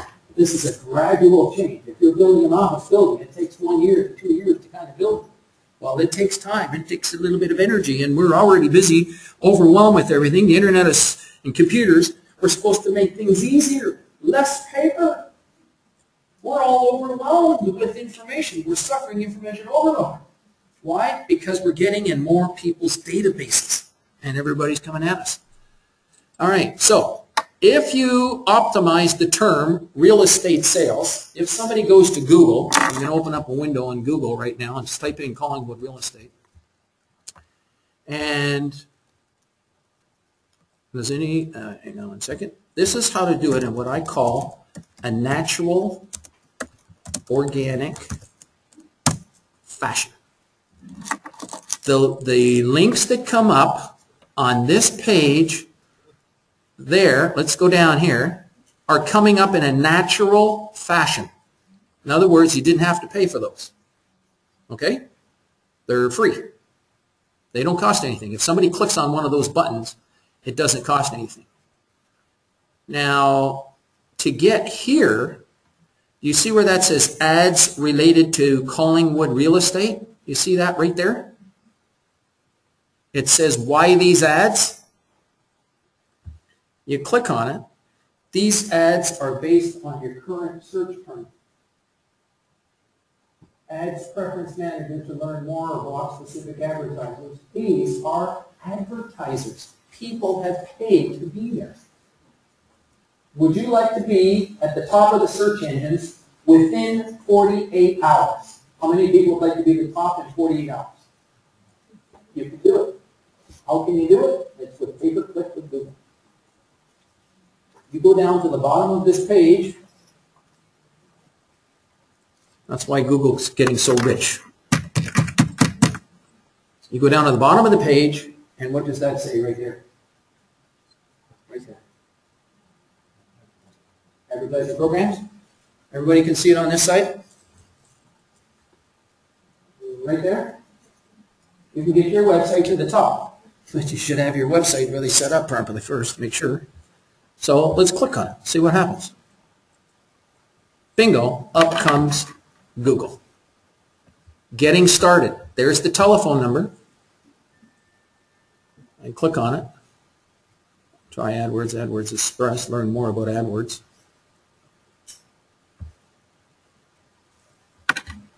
See what this is all about.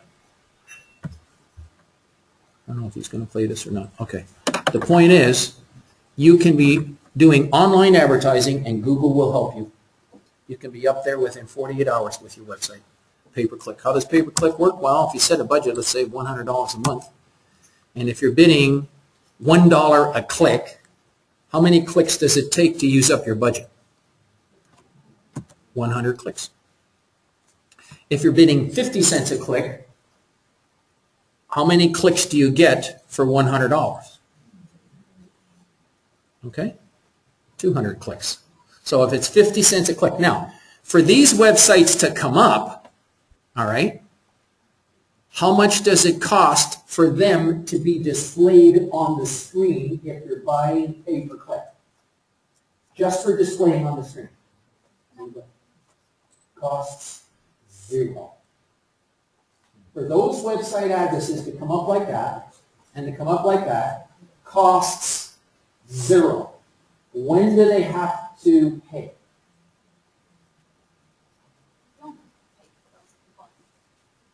When do they have to pay? These are pay-per-click. So when do they have to pay? When somebody clicks on it. The free ones are underneath that. Bob, did you pay for yours? Well, I'm paying for the, Okay. Okay, the free ones are underneath there. See those ones here? Remax, Collingwood.com. These ones here?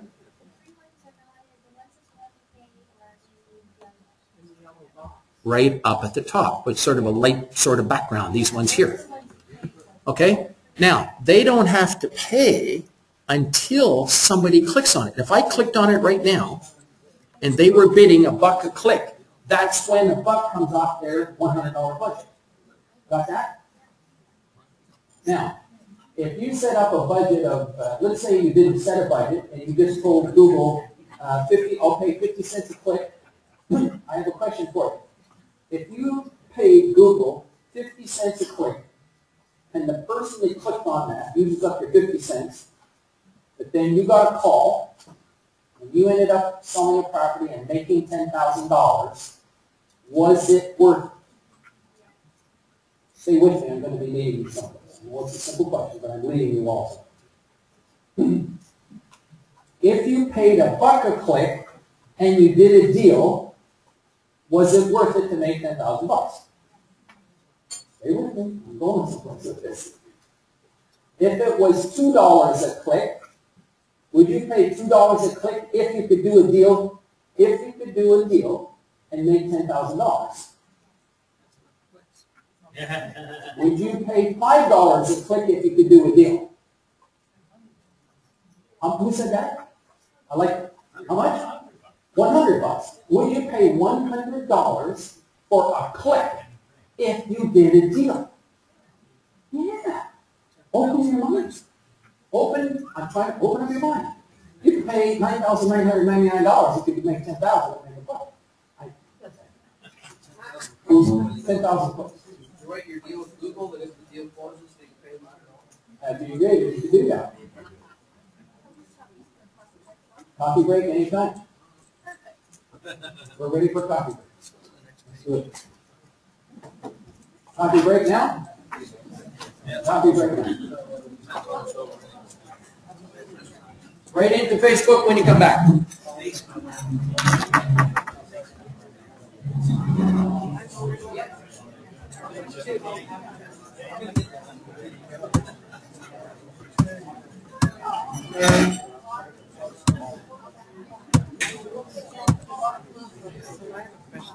Yes. So you went to that convention. Yes. Is that a good convention to go to so that you can start understanding everything? No, it's not worth $4,000 to do that. You can get that a lot easier here. And plus, things are changing now to the point that it's going to be more social media than actual search engine optimization. So, there's a lot of things that are changing. Facebook, we're on Twitter, we're on LinkedIn. On Facebook, I have both business and personal. And we're LinkedIn. I work with Chestnut Park. So they hired someone that does strictly our IT work. Mm-hmm. So they put all the stuff on. Are you getting leads off your website? We are. But not as many as we'd like. We'd like to increase that. And just from your meeting, we see some things that we want to change and do. Mm-hmm. And our website provider, our gentleman that does the work for us is in Barrie. Yes. And he's talking to us about, he's saying, for $2,400, we can increase your SEO. And Yes. blah, blah, blah, blah, blah. And I said to my husband, that's a lot of money, but we're going to have to. 2,400. How often? Well, Once a year, like 200 a month, or? well, we just have to go, and it's a one-time shot. But he's been monitoring our website, and he set our whole website up, and he makes changes. In for us order and for does me all to do kinds of something like stuff. that, you give me a call sometime. I'd be happy to consult with you on your website. Really? Yeah, Okay. that's what I do. Okay. And there's always 3, 4, 5, 6 suggestions that I can make.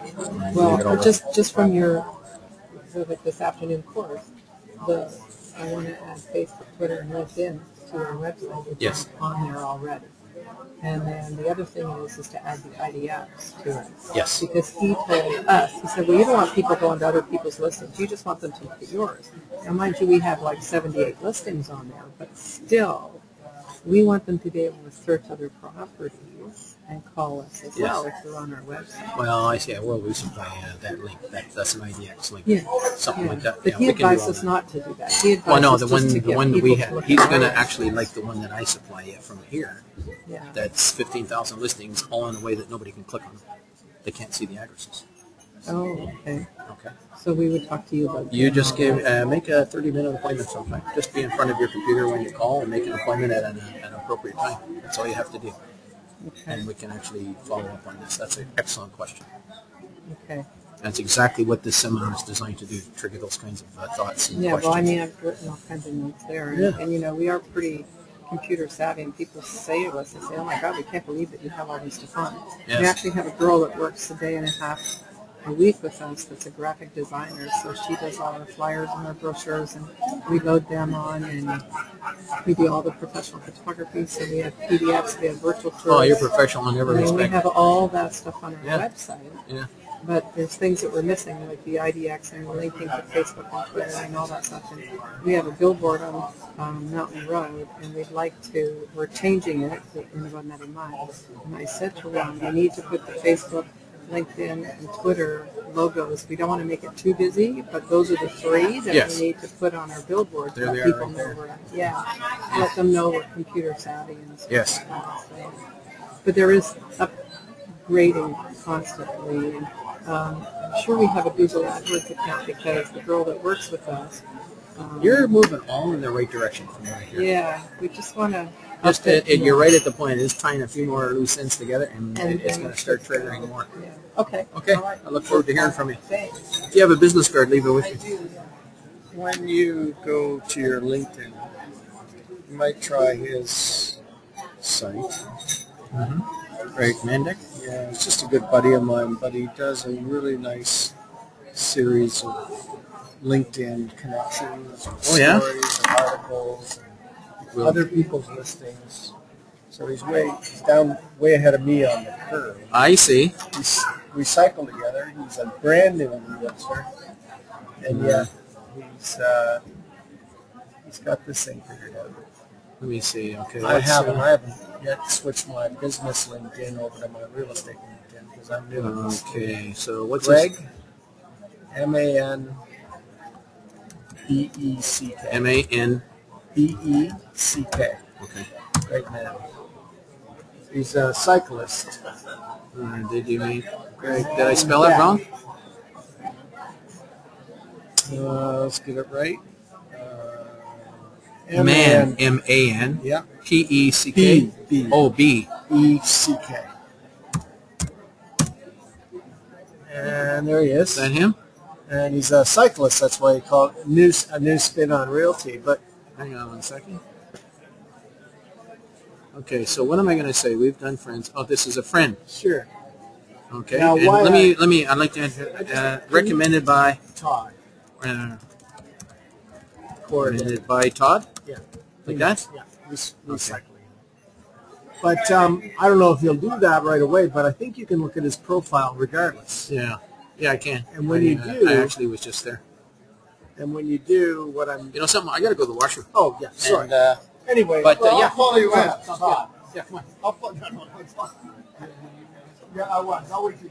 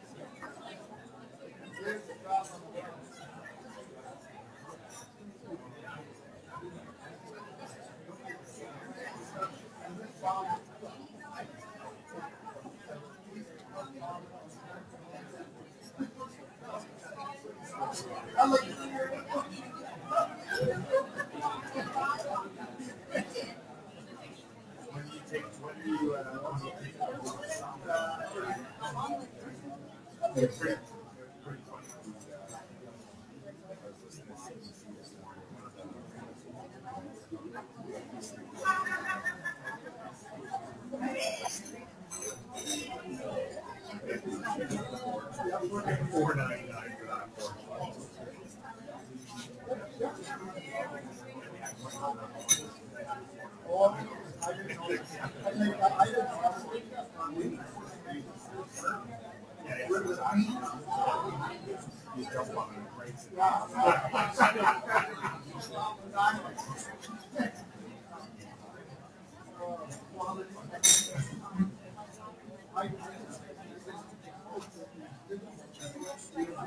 that.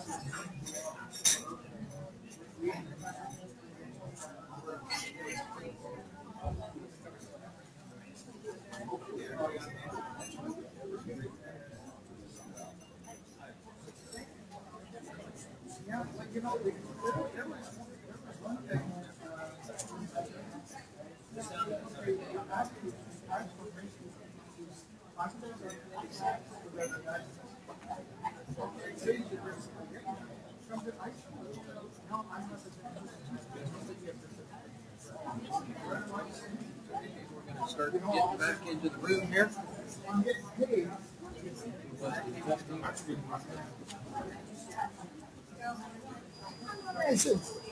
When you, Well, let me ask my first question. Oh, yes, actually, he was. Very quickly, is there a way that if someone clicks on your website, you can get paid? Is there, you can get paid from Google or from, is there a way to do that? Yeah, it's called affiliate marketing on Google. But you have to have thousands and thousands of clicks to make it worthwhile. And there's so many aggravating and things that take you away from your website. Is it worth to make $100 when thousands and thousands of clicks are taking people away from it? That's the only reason I've never done it. And this thing looks like it's used. Does that indicate that it's dead? I would say it's on, but it doesn't seem to be working. Testing. The other question was those for sale by owners. Yes. Are you? I asked the question, if I advertise your home without the address, I have permission, verbal, I guess. Yeah. You know, I obviously I would get that in writing when I brought the person through. They decided to put an offer in. Who protects me that the information I'm getting from the vendor? You get a 48 hour. Oh, yeah. You got to double check your information. So you got to run in, measure the whole joint. Well, you know what I mean. Like all of a sudden, there's work to be done. Yeah, I was told by the people in FISBO, one of the selling features at FISBO's is don't worry. Okay, people, if we can start coming back in. A realtor is going to sell your place, and his insurance will cover it. Yeah. So you're only paying 2.5. You're paying us 500. So you're only going to be paying another 2. It's ridiculous, eh? That's what they're using it. Testing. We're getting back started again.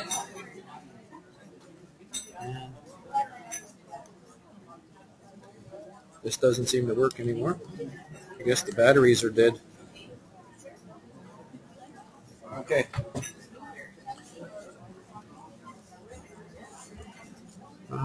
Here we go. Facebook, Twitter. Looks like my microphone has gone dead, the lavalier that I had, so I'm gonna. I don't know if there's anybody who knows how to fill up.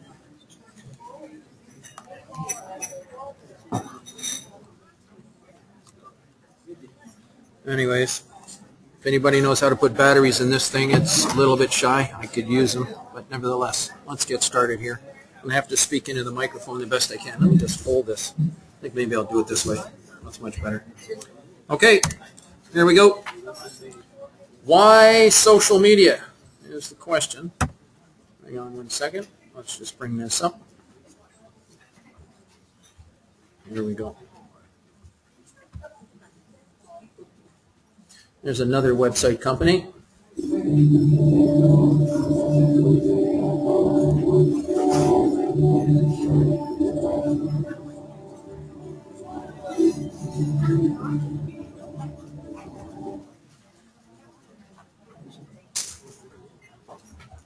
Oh, don't tell me.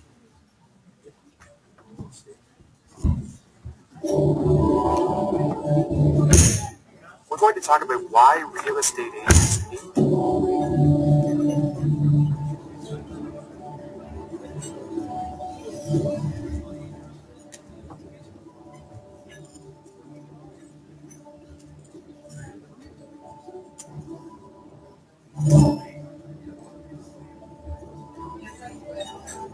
Well, we got something wrong with the speakers. That you'll want to know to get real results on Facebook. We got something wrong with our speakers.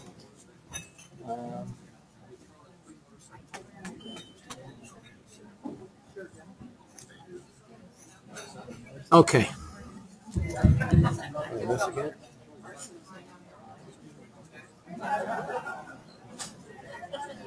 Maybe it'll adjust itself. Oh, jeez.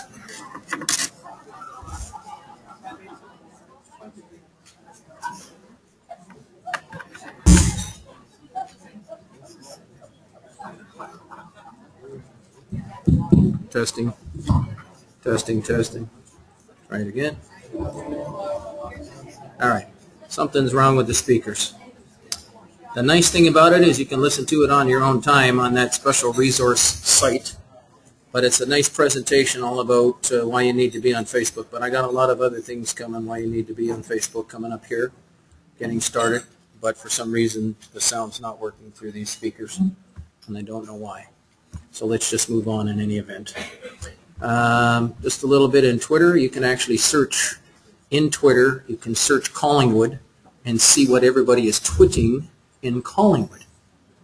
What's this? SMA webcast. Is your sales operation team ready for 2013? Different tweets that are going on in, oops, let's type in Collingwood here. Collingwood.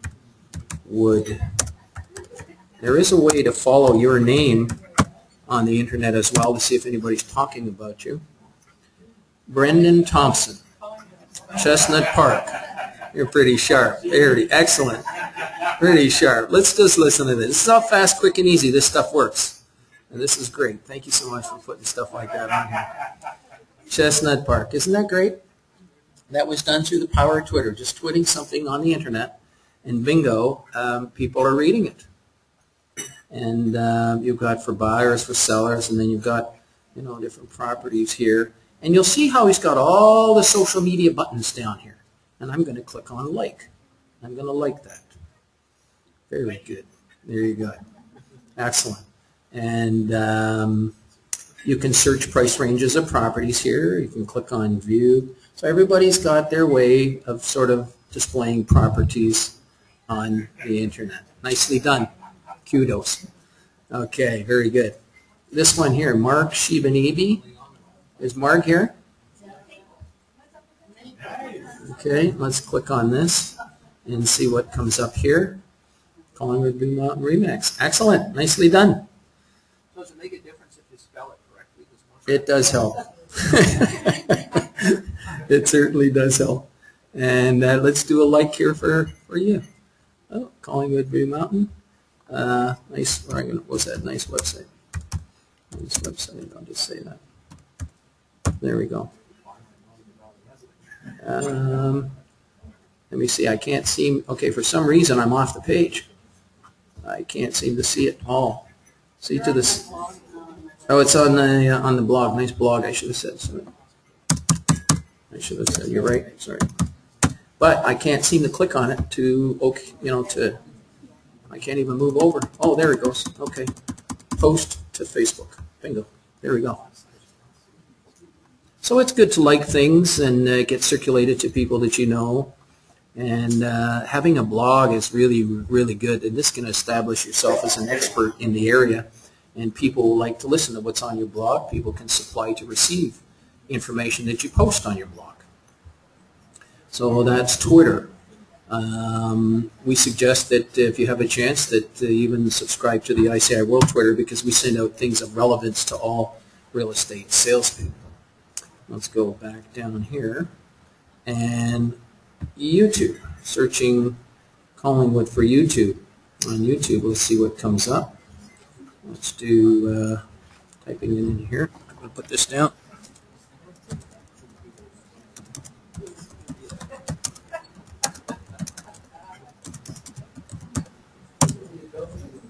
Oh, I did it wrong. Thank you.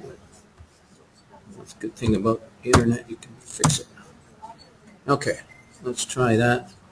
So here's some properties that come up. And now YouTube has got a tremendous population of people visiting YouTube on a regular basis. For sale, Blue Shores. Is any one of these people in the room?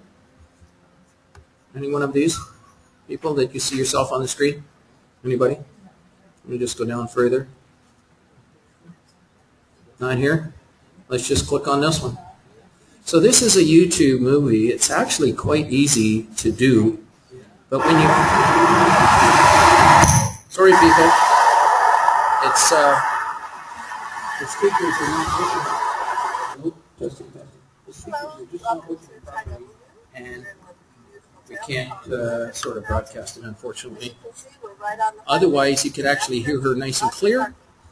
There's that little thing down at the bottom. It says full screen. When I do that, it actually plays full screen so you can see everything that's going on.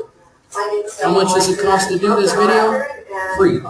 You just take your camcorder and you can be recording it, and then you can upload it to YouTube. When you first get started on YouTube, you're only allowed to have a maximum 15 minutes long, and you have to have a lot of content over a period of time to be able to put on YouTube videos longer than 15 minutes. But to be quite honest, you're better off to keep them down to 2, 3, 4, 5, 10 minutes anyways. But you can be doing a walkthrough for a home, and after a while, if you do 1 or 2 of them, you'll become sort of proficient at doing it. So you see that YouTube, you can be doing stuff there. And again, it has to do with population of people that search these different things. Blogging, I'm not going to do another blog because we just did one. But let's go to LinkedIn. And in LinkedIn, absolutely essential, I think, that everybody be on this thing. This is like your business card on the internet. It's just like a business card. Yes? What? Is that better? Sorry. Okay, it must be this thing here. Something's transpired and I don't know what. I'm not going to worry about it. I have my own speakers, but I left them in the car. I didn't think I needed them because it was working. I could actually have my own speakers doing it right now. Collingwood Real Estate. I'm typing this into LinkedIn. Everyone should be on LinkedIn. No exceptions. When I come back, I should be able to search your name on LinkedIn. Everybody. This is your professional designations. This is your presence. If people are dealing with you for the first time and you want to develop good business relationships with people, they want to know, who are you? Are you licensed? Are you registered? Can we trust you? Well, when you're a member of the Canadian Real Estate Association and somebody's coming in from offshore or from a foreign country, they feel a certain amount of comfort when they can deal with a licensed real estate salesperson such as yourself. And so LinkedIn will do the job. If you click, are any of these Brad, Chris, or Brenda here? Brenda? Okay, let's go. Sales at Coldwell Banker Real Estate Center. And you can see that she graduated from the Floyd Wickman program, excellent program, Blue Mountain Village Association. Sales representative at Coldwell Banker. And there's some of your activities. There's the information up here, Coldwell Banker Real Estate Center, National Strategic Pricing Manager. Who's that? Oh, that's an article. Something about that. Annual sales experience doing these different jobs. So it sort of lists your jobs. If you were to go to my Let me see my LinkedIn just for fun. Membership chairman of the chapter. And go down a little bit further. You can see real estate broker, mortgage financing as well. And then Market ICA Network, the company there. Realtor with the Canadian Real Estate Association. So, you know, people get to know who it is, what you do, and there's your professional. And that's the difference between doing something for your family or doing something in what I call the business family that we're all in. You're in my real estate business family, so I'm happy to share this, and it's good to share this, your personal information. It's so easy to find just about anybody on here. You search them, and it's like all their credentials. It's like finding all about them. If you're not sure who somebody is, search on LinkedIn, and if they're there right away, you can start to develop business relationships with them. So it's just your business card. I don't think it needs that much attention. Does anybody here spend more than 5 minutes a week on LinkedIn? Oh, question? Go ahead. How much? Okay, tell me about it. You're developing business from LinkedIn as well? We're going to be covering that in a minute, but go ahead. How? Well, it's quite effective, I think, because it is business to business or business person to business person. Business person to business person, excellent. And the activity area is a way of generating flow through. So if you post an article and someone has an activity based on it, they'll automatically let them know that you're active and it'll be up in their profile right away. Give me an example of an activity that you might post on LinkedIn. So Toronto Star had an article on living in Collingwood about a week ago. I posted that link on my activity side, and it would drive to anyone who's looking at me.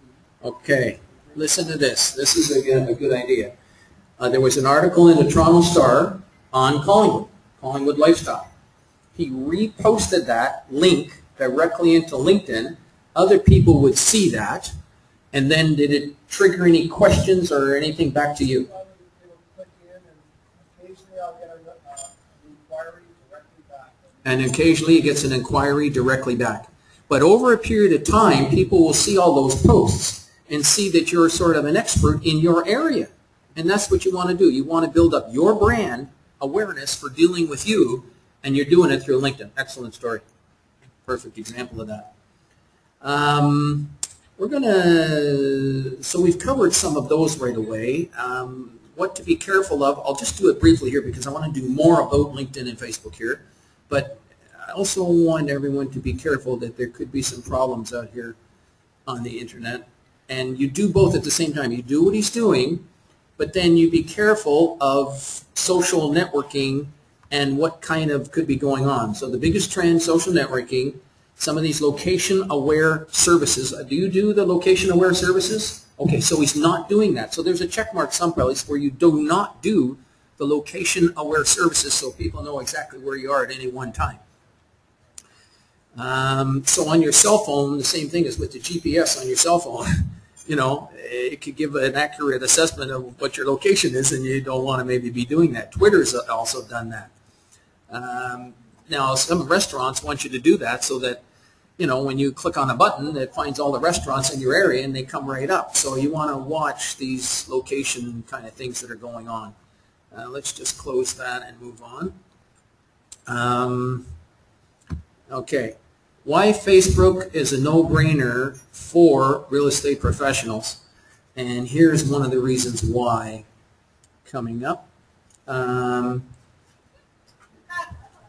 There's over 600 million.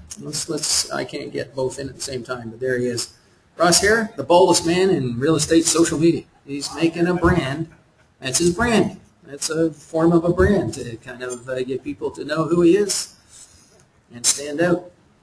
And over 600 million users. It's actually closer to almost a billion. It hasn't passed a billion yet. 157 million active users. 70% of active users log in every day. That's incredible stuff, you know. And then it shows you the most popular brands online. Facebook is the fourth most popular brand, and YouTube coming right up underneath that between Facebook and YouTube. Google, of course, is right there up at the top. So those are what's going on in the industry. Sheer numbers. Actually, that's probably good enough. I didn't have to click on that just to go over that again. Google Plus had a tremendous jump on the internet. You can see right there. But they actually got to, within 16 days, they got to, I don't know, 100 million people there, and it took 780 days on Twitter and Facebook as well. That could be that Google was on a lot of people's computers already, and they just automatically got them included. 10 ways to stay safe on Facebook. I'll just briefly cover that because I want you to know that there's something here for you to do as a resource. After we're all finished today, what can you do? You can go to that special link that I gave you at the beginning, and you can click into this stuff. Monitoring suspicious activities, removing friends as appropriate. If it's inappropriate, some of the things that other friends post, you can remove stuff like that. Turn off the Facebook chat for different reasons. Keep your wall clean. It's going to explain all of this stuff. Changing your password often. Careful who you share it with. Hiding the year of birth. I don't think that's a good thing to be putting on the internet. That's where identity theft starts, is with, you know, people know your birth date and all your private details. I don't think that's a good idea. And learn to adjust the privacy of those people adjusting privacy settings. Who were they in the room that knows how to do stuff like that? I wouldn't mind a call from you sometime to go over the things that I know, because I bet you I'm still missing something. But certain people you can share with, and you got to make groups. You make groups of people. You can make a family as a group, and then you can have business people as a group. And you could say, I don't mind showing these pictures to my family group, but these pictures, I don't want anyone else to see them. You can do things like that from within Facebook. Okay, let's move on.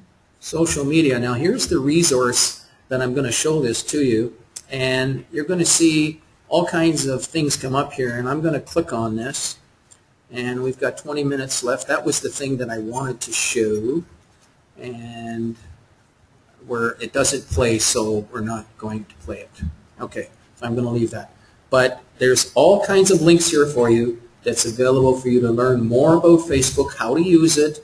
I could break it down and start to go in how individual people are starting to use it. The most important thing is you can come here and see this anytime, and you're not limited to 20 minutes, which is really what we have left here today. When you have a chance, if you ever see the Facebook fan page, and by the way, today we were supposed to have an evaluation page printed out, and for some reason we didn't get her done. I'm going to suggest that when you go to the resource page, one way to fill it in, I would love your feedback, each and every one of you, and you can do it on the fan page. You just kind of click on it and maybe give the feedback there instead of filling out a form here today. If you don't mind, within the next week or two, filling out the fan page and giving us some of your feedback on these seminars. Your feedback is critical to helping us design and go forward presenting all of this information to you and the real estate industry, and I really do appreciate your comments all along the way. 3 ways to really good ways to kind of use Twitter. Again, this is a resource. You can check on this stuff later. But why every real estate agent should be doing social media. And they've asked questions, how can they do a better job of marketing their properties using social media? They've never... He never tried to sell his own home before, but he's worked with a few real estate brokers that have, and he's going to give some feedback here. Of course, we know why. There's a lot of people there. That's what that is all about. And it's called a Facebook page. It's one is a no-brainer. They're free to set up. Great functionality. People will see what it is that you do and expect. All of your sphere of influence, every one of you has anywhere from 1 to 300 people that you know on a regular basis. They should all become aware of your Facebook page and what it is, and you can post some family stuff for certain people that you want them to see it. And when they visit your visit your Facebook page, they're going to see that you're in real estate and you got a website, and then they see the listings, and next thing you know, everybody's interested in real estate. And what better people to start dealing with is all the people that you know. So I would get all the people that you know, get them, find out if they're using Facebook, and start to become friends with them. Forming groups is one of the things that you want to do. You can also put ads on there, it looks like, using Facebook ads. Facebook Places, back that up with Twitter. So if you have little articles from a paper or a newspaper that you read, like for instance, one of the things I send through, I belong to ARP, which is Association of retired people in the United States. A lot of great articles on health things, and I know talking with Tony, we're both trying to lose weight. Just cutting down on the amount that you eat sometimes can help. But then there's a lot of other good things. We learn about flaxseed and all kinds of everything having to do with your health. And I send that through too periodically because that's an interest of mine. Individual accounts, company accounts. Getting LinkedIn is absolutely, I think, essential for everyone to do. Setting up your LinkedIn profile. It's basically your business card information on a list of all your credentials, all the things you belong to, and even local groups and different groups that you belong to. You can put that in there. And then, of course, YouTube. Nothing tells a story like kind of shooting a movie and then people see you, that kind of thing. The LinkedIn profile, building connections. I don't know. I could try this other video and see what happens. Let's give it a shot and see if this will work. Maybe it was just the one video. I don't know. Hey everybody, Stacy here. So on the blog post I was telling you LinkedIn is an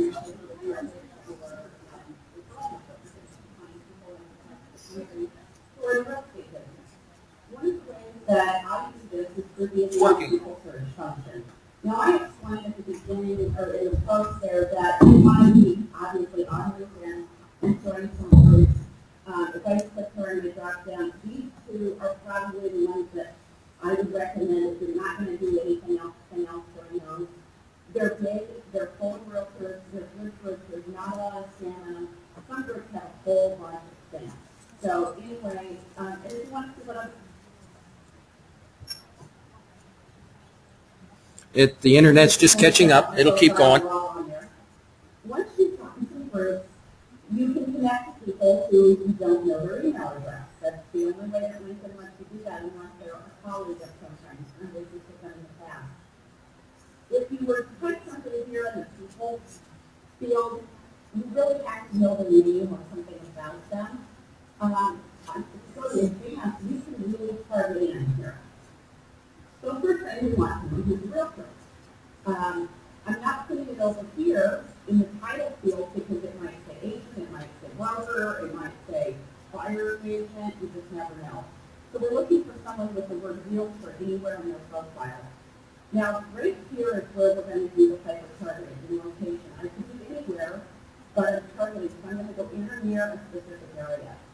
In this case, that manufacturing company that I was talking about in the post is located in Arvada, Colorado, which is 80007. Now, a 50-mile radius would be like the entire Denver metro area that's not really hyper targeting. So if there's 10 miles, the people who work. Is that enough, or do you want to see more?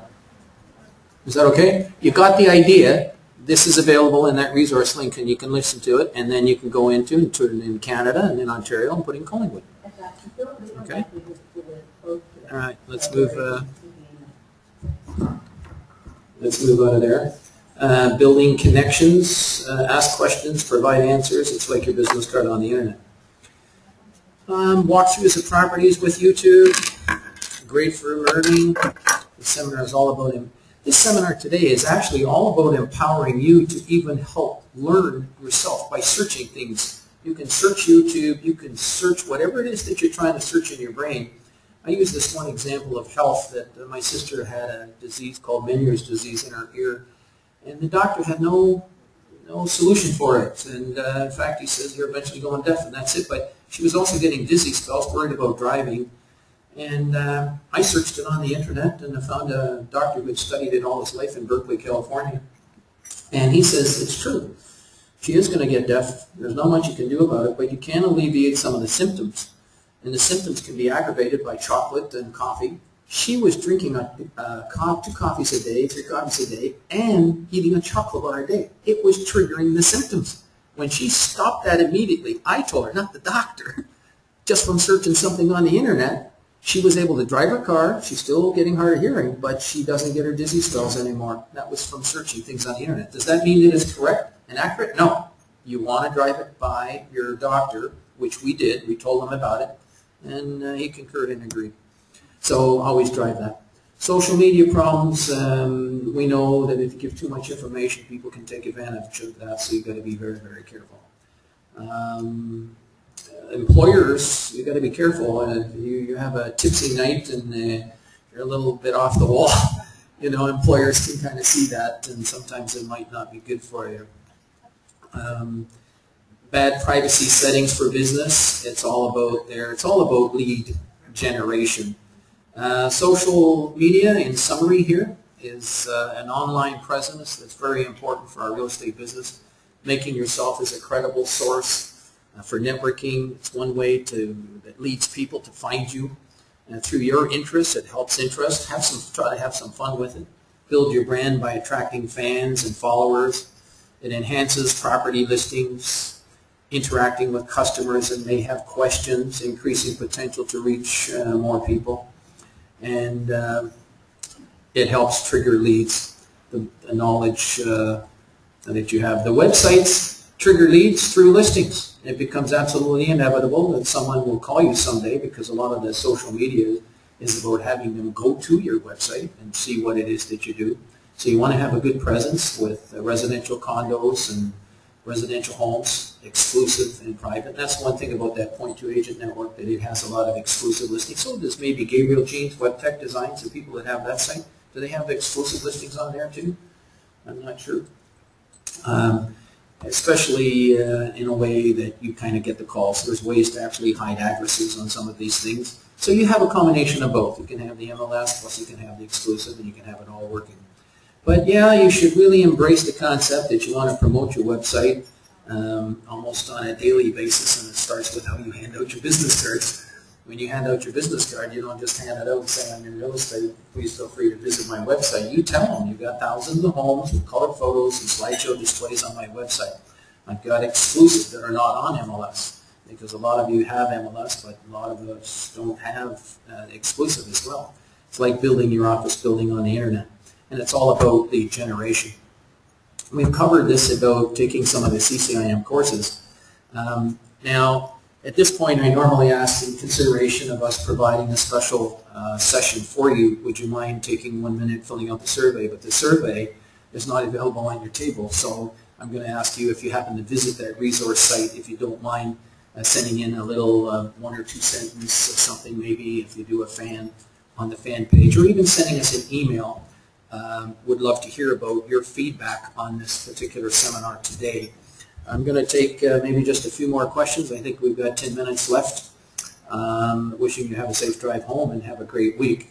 But we're just open for questions, anything at all.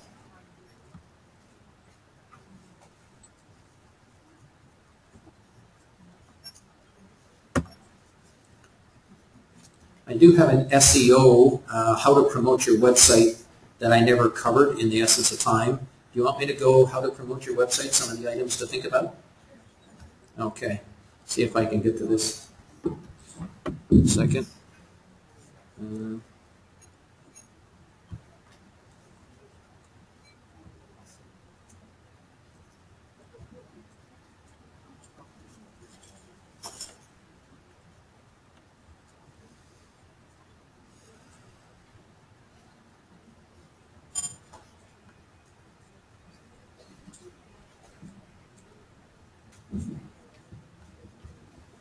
Okay, here we go. This is a rundown of how to promote your website.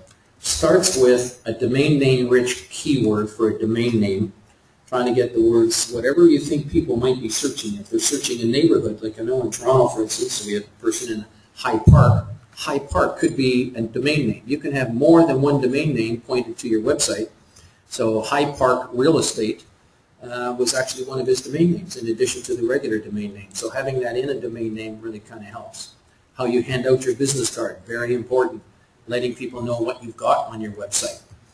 When you advertise in a newspaper, why not at the bottom of your ad in the newspaper make sure that you have your website included, but let people know that you've got a lot of color photos, slideshow displays, commercial and residential information on your website.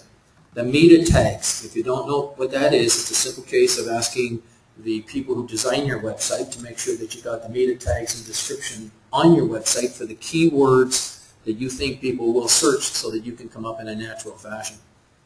Sponsored links, yep, you should try it. How do you measure it? Well, if you're getting leads, it's working. If you're not getting leads, there's something wrong. Could it be that your competition could be clicking on your link on the internet and using up your budget? So if you had a budget of $100, and after $100 is gone and it was 50 cents a click or 25 cents a click or $1 a click, and you never got one call, something is wrong. Stop. Fix it, whatever it might be. And could it be your competition? Well, at one time, Yahoo got sued. There was a big suit way back in the early 2000 area.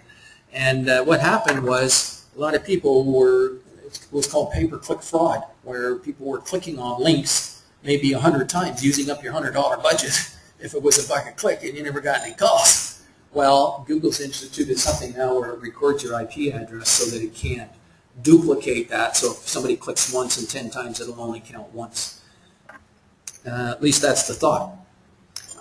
Searching tools, home pages, and websites, they're like billboards, people. You can have more than one generating leads because different people have different strengths. Count on the strengths of some of your assistants who are helping you to give them a shot at helping you generate leads. When you send out an email to the industry or to anybody that you know, make sure you've got your website in it. Every economic development agency in every town or city has a spot where you can actually list your website. And this is helpful because people in embassies around the world that are coming to Canada might search an embassy. Embassy refer to regular government type body websites. And if you're listed in the city hall in your town as having a website and serving people, it's possible that somebody that's moving to this area might end up searching that and finding you. Question?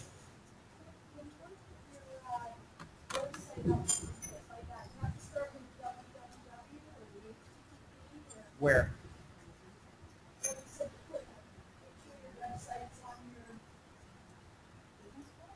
On your business card? Yeah, I would always put www if you've got the room there for it, for sure. Yeah, www stands, it's a World Wide Web is what it is, and people really understand that now, and even if they don't understand it, like my father doesn't touch a computer, but he knows the value of having a world encyclopedia available through the internet, so he'll ask one of us to kind of look something up for him, and bingo, he says, print it out for me. And bingo, he just does a lot of reading from stuff being kind of printed out. Email multicast, you're going to find that when you go to the link I gave you at the beginning, you can develop your own email program. You can have thousands of people you can be emailing to. A lot of you have a limit of maybe 50 at a time. Some internet service providers limit that. But if you want to have an industry-wide mailing going out maybe once a quarter, which we recommend that you have a newsletter going out to every one of your customers a minimum of once a quarter. A lot of the reasons why people don't call you back is they just simply lose track. However, if you had a program or a website that automatically sent them something every 3 months, maybe even once a month, just an email, just bring the state of the market, what's happening around Collingwood, events that are coming up, some of the real estate that's for sale, just wanted to say hello, how are you doing? And have that go out to them once a month for the next 5 years. Bingo, who do you think they might call when 5 years comes up? And that's because you kept in touch. Keeping in touch can trigger more leads. Networking your website to lawyers, accountants, and doctors. Why not? Drop your card off, let them know. And especially what's on your website. Yes, you can put magnetic signs on your car. People have done it. I've seen websites right on billboards on the highway going down to the U.S. Analyzing your website on a regular basis. That can be very good. What else have we got here? Some of the mistakes, don't try to trick Google by linking to link farms or anything like that. You can actually get knocked right off of the search engines because of that. Google on time, good search engine ranking. Let's go down here. Importance of a good web page title, very, very important. And there's the article on click fraud. There's some other recommendations that you can read about in an advertising checklist. And then always be careful, and I always bring that back. I know the website has the good, the bad, and the ugly, but there is a security page that you should all kind of get through. That finishes my presentation for the day, people. I want to thank you very much for the opportunity to come here, and I really appreciate it, and I enjoy being with you very much.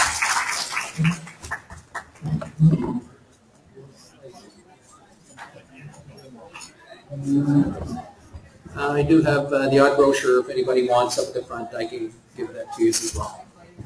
Yeah, it's good to see you. Good to see you. Very good. It's, yeah. Oh, thank you so much. Just good question. Yes. What program do you use to send out emails more than 50 at a time? It's you call me, and I'll give it to you on the phone. It's called. I've got a special link. You click on it, you can get it. Okay. It's in the resources too. Yeah. Yeah. Okay. I'll give you. And you can send out 100, 200, 300, and that way it's called permission-based marketing, and you won't get in trouble. Permission-based marketing, and you. Good won't to get see in you, Gary. trouble. Okay. Take you care. too. Thank you. Great. And thank you. That was lots of fun. Okay. Yeah. That's great. I got your I know Twitter it's handle. been 3 hours. Boy, to sit there listening to this. No, you it's guys are good. No, you always learn. glutton for punishment, I'll tell you. No, I always learn from these guys, like from. I hope you're going to do a fan like when you get there. No, I did, and I tweeted and I'll follow you on Facebook for sure. Oh, for sure. Yeah, Okay, yeah, good yeah. good So, stuff. like, and Good I stuff. also. I always try to put stuff that's topical. I'm going to be writing for a real estate marketing magazine too. You know that REM? Okay, yeah, sure. Well, Definitely search me out. So no worries. Yeah, Good thanks. stuff. It was very, very valuable. Thank Really you. appreciate it. Thank you so much.